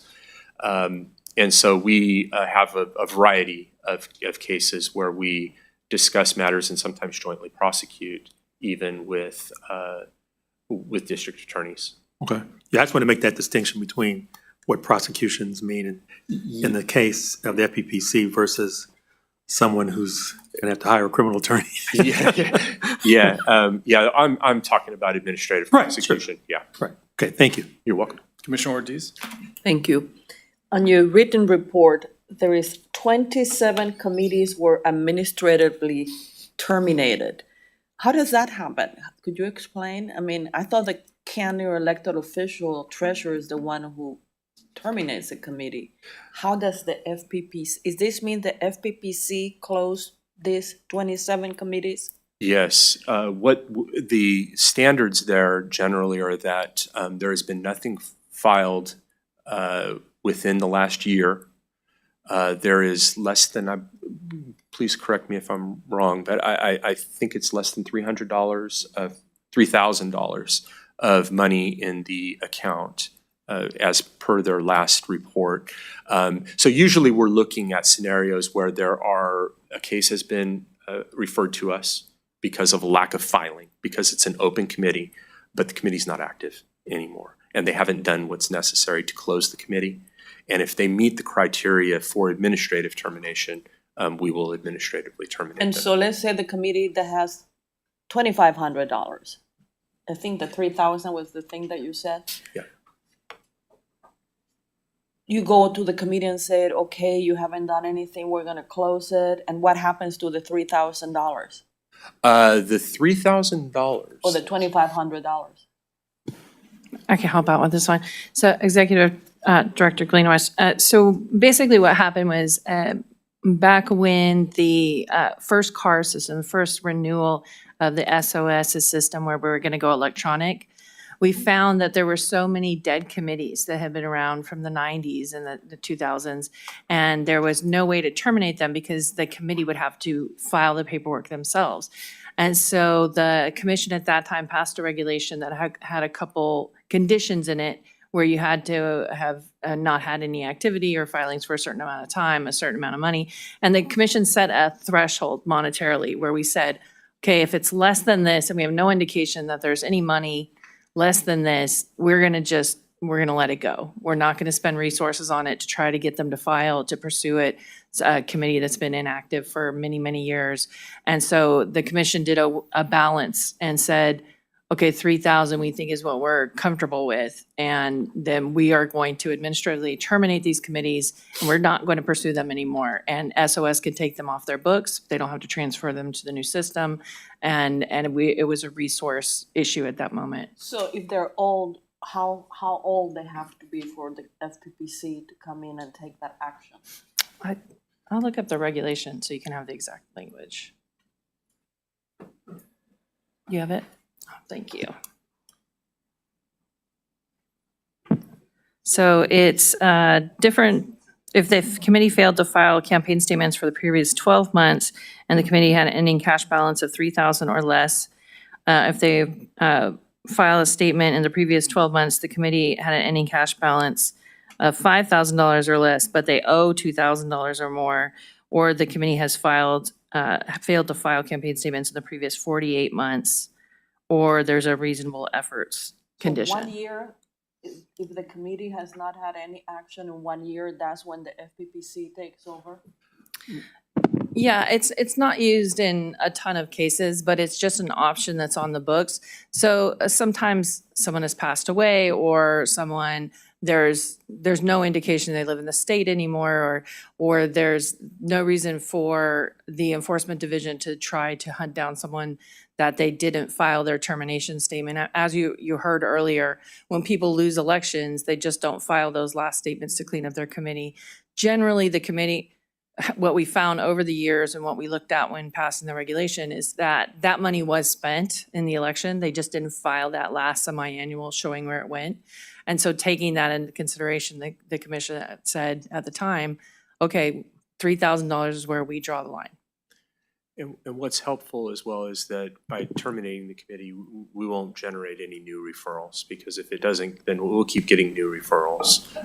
And that bogs the system down a lot. Okay, great. The other item that I noticed on the division reports, not the presentation, but the division report, is it looks like nearly 20% of the cases that were closed in let's see, from June 1st through July 31st, we're through our new PrEP program, right, which we're going to expand to campaign violations, or which we already have, which I'm pretty excited about. That's just going to be another tool in our tool belt to addressing this backlog, right? I mean, that's pretty significant, 20%. I guess it's more like 17%. But it says 33 no action closure letters. Were those all PrEP, or there was some other? The 33 no action closure letters, PrEP completed, that's the number for PrEP. Okay. So we closed 197 cases over that period, and 33 of them were PrEP NACLs. Okay, well, that's great. Excellent. Go ahead. All right. Mr. Lindsay.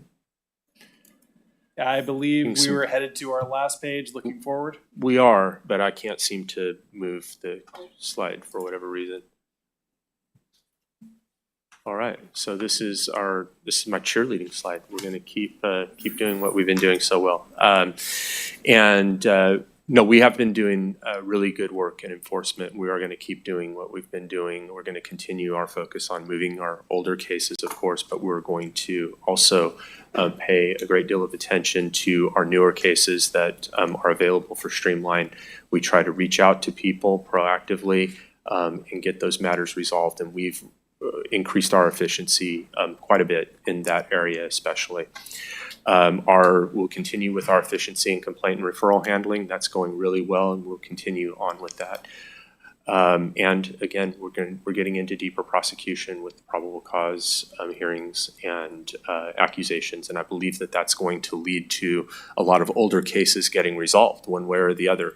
That's where we're at right now in terms of, we've got a few 2018, 2019 cases, and I believe every single one of them at this point is on the road to either a hearing, a default, or they're going to have to make a choice to try to resolve the case with us. But we are heading to the end on a very high percentage of those cases. We'll have our proactive pre-election outreach efforts. The PrEP staff helps us out a great deal in trying to get people into compliance with their pre-election statements. They're very successful. In the primary election, we ended up getting 7 individuals that we needed to thoroughly communicate with in that process, and we were successful getting 5 of those individuals finally to a file, and we've got probable cause administrative litigation with the 2 people that didn't file. So we have a very high percentage of compliance between the prep staff and our staff, and we're looking forward to being able to handle those matters just as efficiently in the general election. We'll prioritize as much as we can the general election complaints, trying to make sure that we get the compliance that we need, whether that's filings or advertisement disclosures, things of that nature. We will be on top of those. We'll have our AdWatch portal reviewed thoroughly. We have people always assigned to that. And if we need multiple people, we will. We'll look at all of those as they come in and try to resolve and effectively deal with those. Things have changed on the fully staffed in June. We did hire all those individuals. They've all started and they're doing great work for us, but we did have 2 departures as well after this was presented in July. We are in the process quickly of getting those positions backfilled, but we are running at a pretty high employment efficiency in terms of having all of our positions staffed. We will have them staffed again, I would hope, by the end of, middle of September, hopefully. I think that's all that I had. Any comments, feedback, questions from commissioners? Commissioner Baker? Thank you very much. And, boy, your team is really working hard, and I'm grateful for the report and so much of the change. My first question is, and you may not be able to answer it now, maybe at the next meeting, is if you had more tools or a change in a reg or 2 or law that would enable you to do even more, what would that be?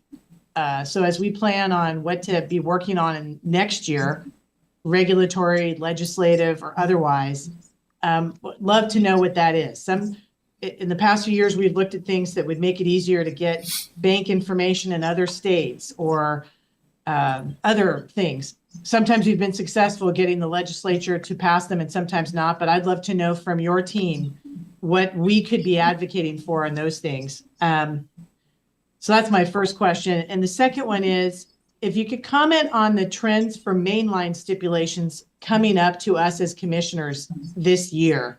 We're into August, and for a couple of months we had many other things on the agenda. Today there are some mainline, but there's a lot of defaults. But it feels like there's been fewer mainline steps this year. And can you tell us, what is that a function of? Is it that more things are going to streamline, or that deeper prosecution? So if you can comment on that one for sure, I'd love to know more. Yeah, sure. I would say, I would preface it by saying that the opportunities for mainline stipulations are much slimmer today than they were several years ago.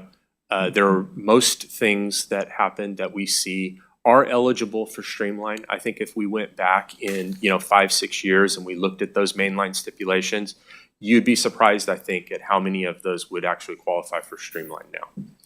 So there's the only cases, generally speaking, that we have available for mainline stipulations are some of our most complicated stuff, egregious activity that just generally takes a long time to investigate, to procure the evidence, to go to probable cause, to have, because we have to start with the idea that we're going to have to take this to hearing. So we hope that the case settles in there, but we've got to do a lot of work typically for those. The second thing I would say is that, at least as opposed to last year, our mainline stipulations actually aren't down. You might recall that we had a pretty high number of mainline stipulations earlier in the year. Although we didn't have any mainline stipulations in the 2 previous hearings. I think we had 9 or 10 earlier in the year. There's 2 more today that were approved. I think we might actually be ahead of where we were last year.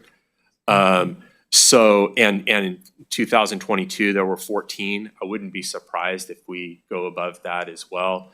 So I'm actually pretty proud of enforcement's ability to not only take the directives, work on, on case closure, which quite frankly, it's easier to close cases that aren't mainline eligible, to be honest with you. But yet we've still managed to take the opportunities that are available to us and get those cases through. But generally speaking, you're going to see, we're never going to get back to the days where there were, 50 mainline stipulations. There just aren't enough opportunities to do that, these days. And not unless we just start having a lot of people do a lot of really bad things, which I hope that, our education and our aggressive enforcement will prevent that from happening. That's helpful, and it's helpful to hear that it's not a function of we don't have bandwidth to do it. We're picking one emphasis over another because you've got more people and more resources now. So thank you for that, and be thinking about what we can do as a commission, these 5 of us, to advocate for that could give you more tools to be effective or to back you up. Thank you. Thank you. Commissioner Wilson? Just more of a point of clarification. Thank you for your detailed report. It's very useful. Thanks, Commissioner Wilson. All of the streamlined stipulations are included in the executive staff report, right? So there's nothing that's out that would have been a streamline that's not here. And each month it's updated. And it's also my understanding that if you go to our website and you do a search, you'll find that same information. That's correct. Okay, just wanted to clarify that for Absolutely. public consumption. Thank you. Excellent. I'll just reiterate, what the commissioners have said. I think these are impressive numbers. Do we do these reports semi-annually, quarterly? The directives talk about quarterly reports. We've relaxed that a little bit through the commission's directive. My intention, especially since we've kind of gone over it again slightly today, my intention was to come back in January when we know what the carryover cases are from this year. But we'll do this as much as you ask. That's where we are right now. Okay, that's helpful. I think in our next report, it'd be helpful to have some metrics that we want to consider outside of I believe the 625 number that you mentioned, as to when we want to devote more resources to proactively going for these types of mainline cases that Commissioner Baker was talking about. They can't be resolved via streamlined conflicts of interest, laundering, mass mailings at the public expense. And I think there's potential uses of technology that can help us identify those types of violations, and that's something we can talk about potentially at that meeting. Okay. Excellent.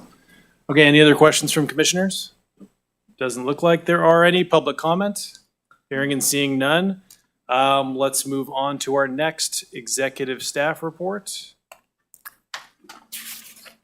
And that is going to be the Audit Division.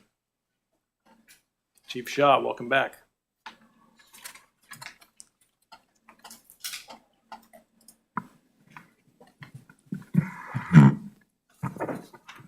Good afternoon. My report for this month is as submitted, but I can answer any questions you may have. Thank you, Chief Shaw. Any questions for Chief Shaw? Doesn't look like there are any. Public comment? Hearing and seeing none. Thank you for the update. Appreciate it. Thank you. Thank you. Let's move on to the Legal Division.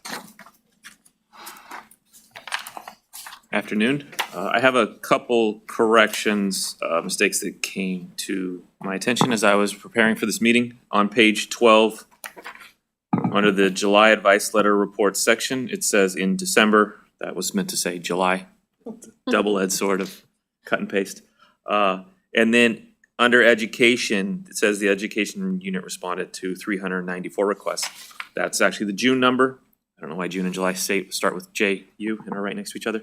But the number should be 923, which as you can tell is quite a bit more than the June. That's due to the filing deadline for semi-annual statements largely at the end of July. So that was my mistake. I apologize to the people that took those 923 calls for getting the number wrong, but we'll correct the report for the record going forward. On the next page, Under September for upcoming regulations, you see we have a Levine Act update. We're not going to be bringing any regulations forward on that since, as we discussed earlier, there's a couple pieces of legislation pending. We'll wait and see what shakes out there and then determine what, if any, regulatory changes need to be made. So you will not see that next month. And then we have a brief presentation from Chloe Hackert from our Education and External Affairs group on the renowned PrEP program.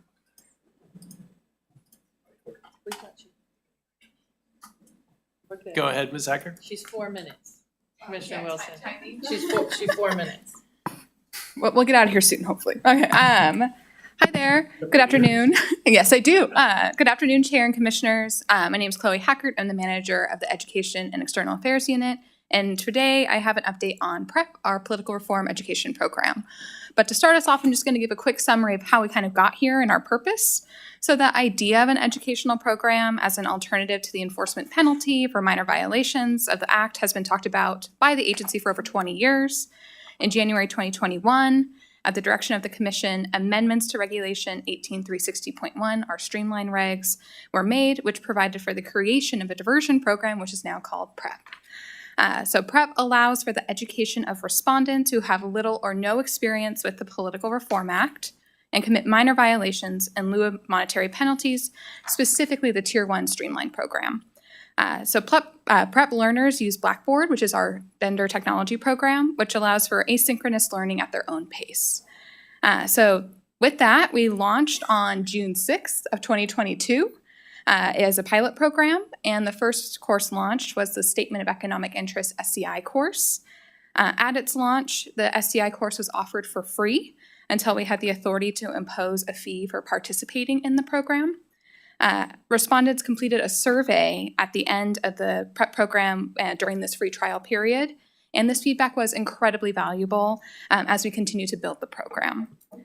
Legislation SB 29, authored by Senator Glazer, was passed in 2023, codifying the PrEP program in statute and authorizing the Commission to establish and administer an educational program, as well as charge a fee for participation in the program. So far, PrEP has seen 285 successful completions of the SCI course. We are continuing to see more completions every day. And so with the success of that SCI course, it was then determined that the next courses to be launched would be the state and local campaign courses for candidates and their controlled committees. So with that legislation, we can charge a fee for enrollment in the courses, not to exceed the reasonable costs for administering the programs. So it's a $50 enrollment fee for the SCI course and $100 for the campaign courses. Amendments to the streamline regulations were approved at the March Commission meeting. These amendments added the criteria for qualification into PrEP and expanded the eligible violations for PrEP. And so with that, on July 18th of this year, we launched our 2 campaign courses for local candidates and their controlled committees and state candidates and their controlled committees. These campaign courses are available to respondents who committed the following violations and meet the criteria listed specifically in Regulation 18360.1. So that's for late campaign statements and reports, unreported contributions and expenditures, campaign bank account, committee naming and record keeping. Importantly, if they want to be in the program, they will have to file their statements to see if they are eligible, meeting the criteria in the regulation. But we also want to give a shout out to everyone that helped make these courses. So our PrEP team, our wonderful manager, Dominika Wojcicka, who's behind me somewhere, and her PrEP team, as well as Suki Brar, our assistant chief counsel, and her team of attorneys who reviewed the courses, and of course, J.Y. Renga, our voice of the program. So I just want to say thank you to everyone to helping get that off the ground, and so we could launch these in July. We've also been doing a lot of outreach on PrEP. I'm happy to hear today, earlier in the meeting, that it's made it to the local grounds in Adelanto, that people know about it. But we've also been getting the word out regarding the updates to PrEP and PrEP courses. So we've been announcing this at our, we always participate in the California Political Treasurers Association annual conference, been letting them know about this program, the new law annual conference for city clerks, letting them know about it.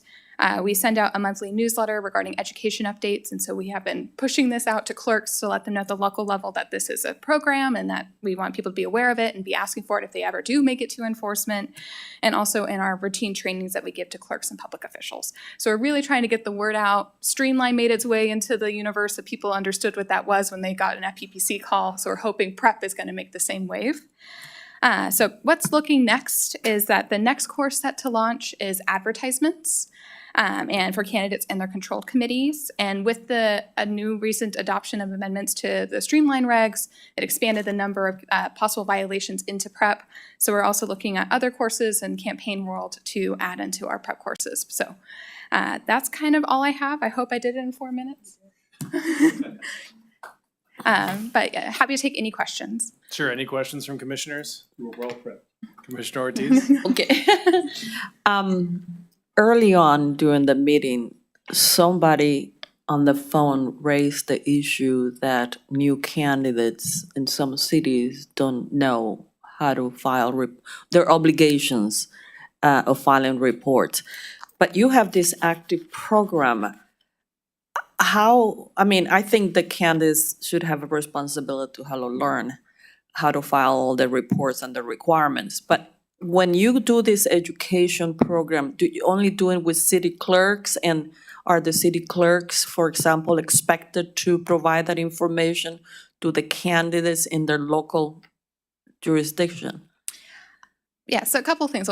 So PrEP is mostly kind of like a traffic school, as you will, for FPPC. So if you make it to the enforcement division and you meet the criteria and you violated the act, then you can be put into this political reform education program and take a course. As for new candidates that hopefully haven't violated yet, the education unit, my team, we offer a slew of training opportunities available on our website. We push out to clerks, we put it in the newsletter. We do our best to really outreach to all of these first-time candidates. We just did a candidate treasurer training on Tuesday.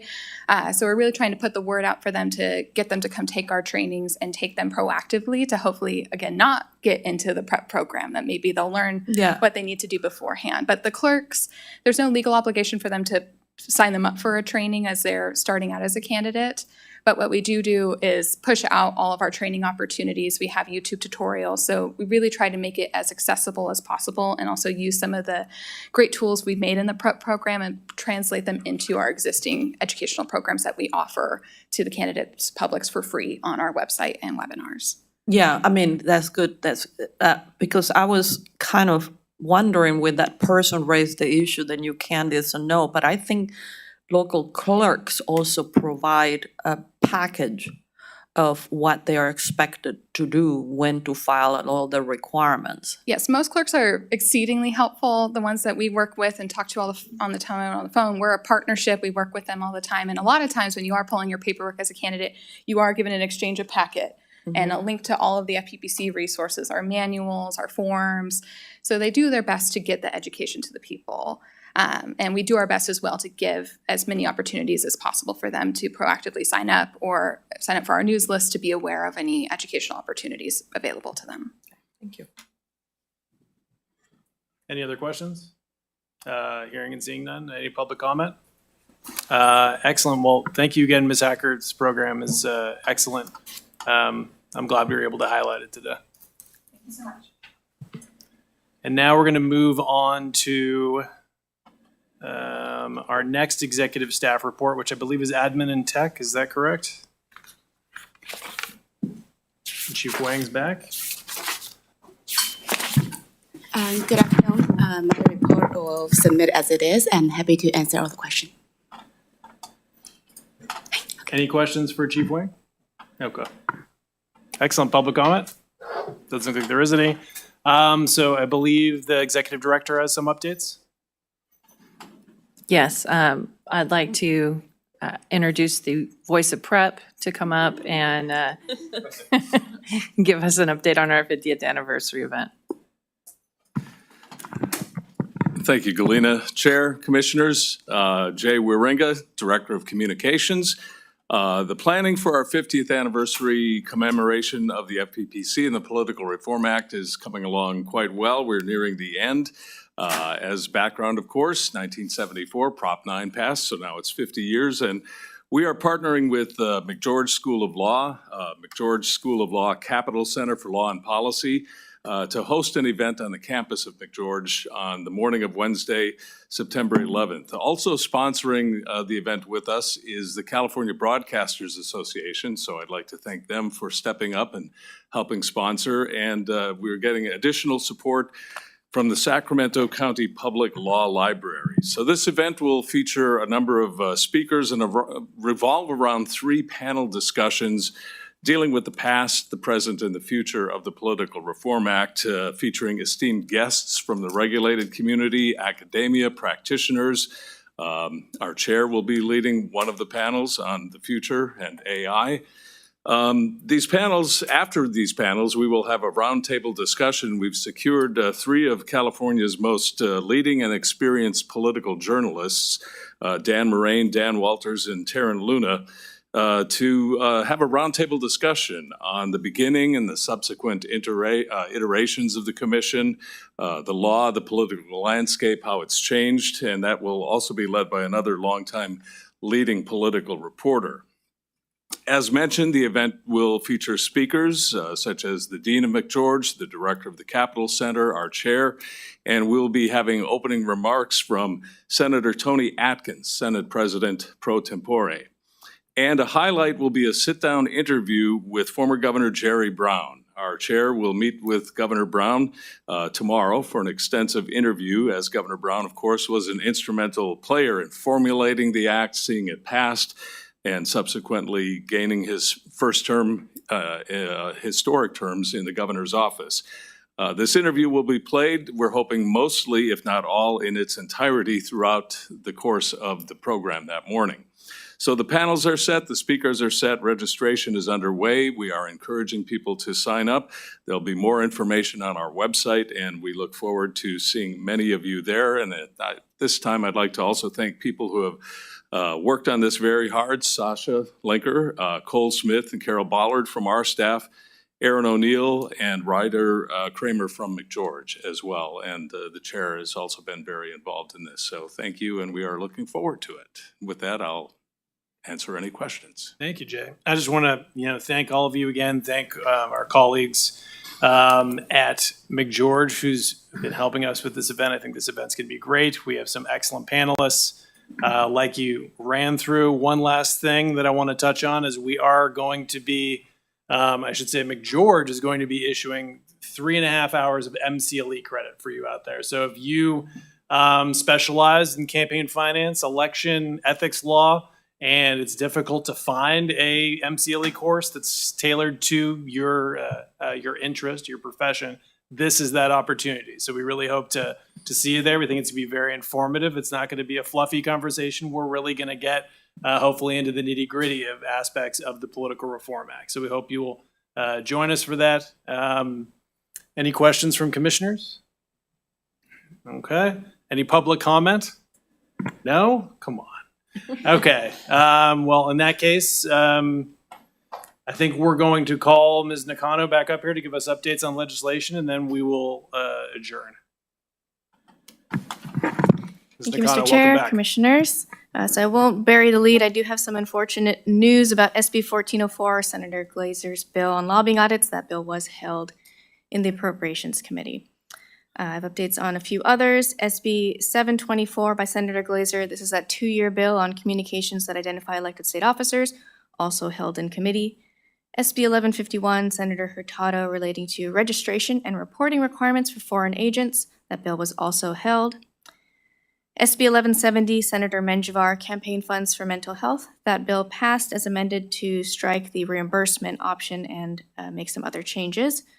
SB 409 by Senator Newman, another 2-year bill relating to the pilot program for video statements on ballot pamphlet video statements. That bill was held. Both bills relating to public campaign finance, SB 24 and AB 270, also held. AB 2355, Assemblymember Carrillo. That bill relates to the disclaimers for AI modifications on advertisements. That bill passed as amended. And there's one bill that has not yet been heard, AB 868, Assemblymember Wilson, relating to the Data Act. So I will not have that update until later today. So I know Appropriations Committee can be a bit of a black box. We didn't get too much information as to why they choose to let some survive and others die. SB 1404, did that have any fiscal impact at this point after the $500 fees that were going to be collected? So according to our projections, the fee for lobbyists would have covered the commission's costs for the program.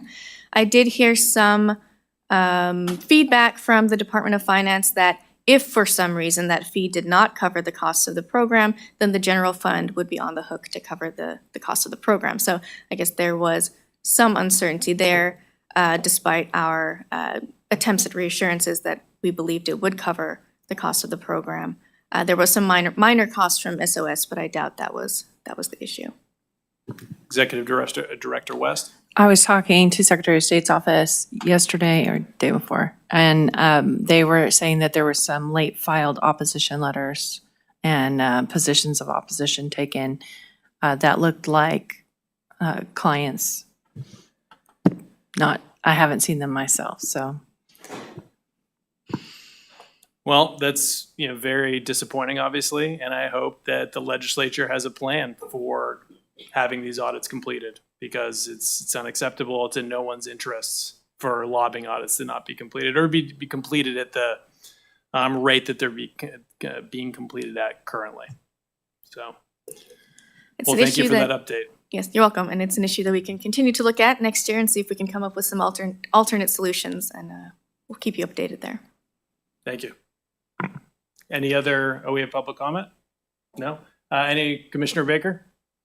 Yeah, just, I'm sorry if I lost it. I was so focused on the audit one. The Dodd and Glazier bills on Levine Act went through. You remind me? Sorry, Ms. Nakano had already left the table. Oh, not a problem. Those bills did not have significant costs, so they were not in appropriations for the suspense hearing. So they are on the floor, I believe. Yeah, thank you. What a bummer about the audits. Well, more to do next year, I suppose, or something. Okay, any other questions or comments? I absolutely share your sentiment, Commissioner Baker. But onward and upward, we'll just have to focus on it next year. So then I will go ahead and move to adjourn. Second. Ms. Linger? Commissioner Baker? Aye. Commissioner Ortiz? Yes. Commissioner Wood? Aye. Chair Silver? Aye. The motion passes. Thank you. Thanks, everyone.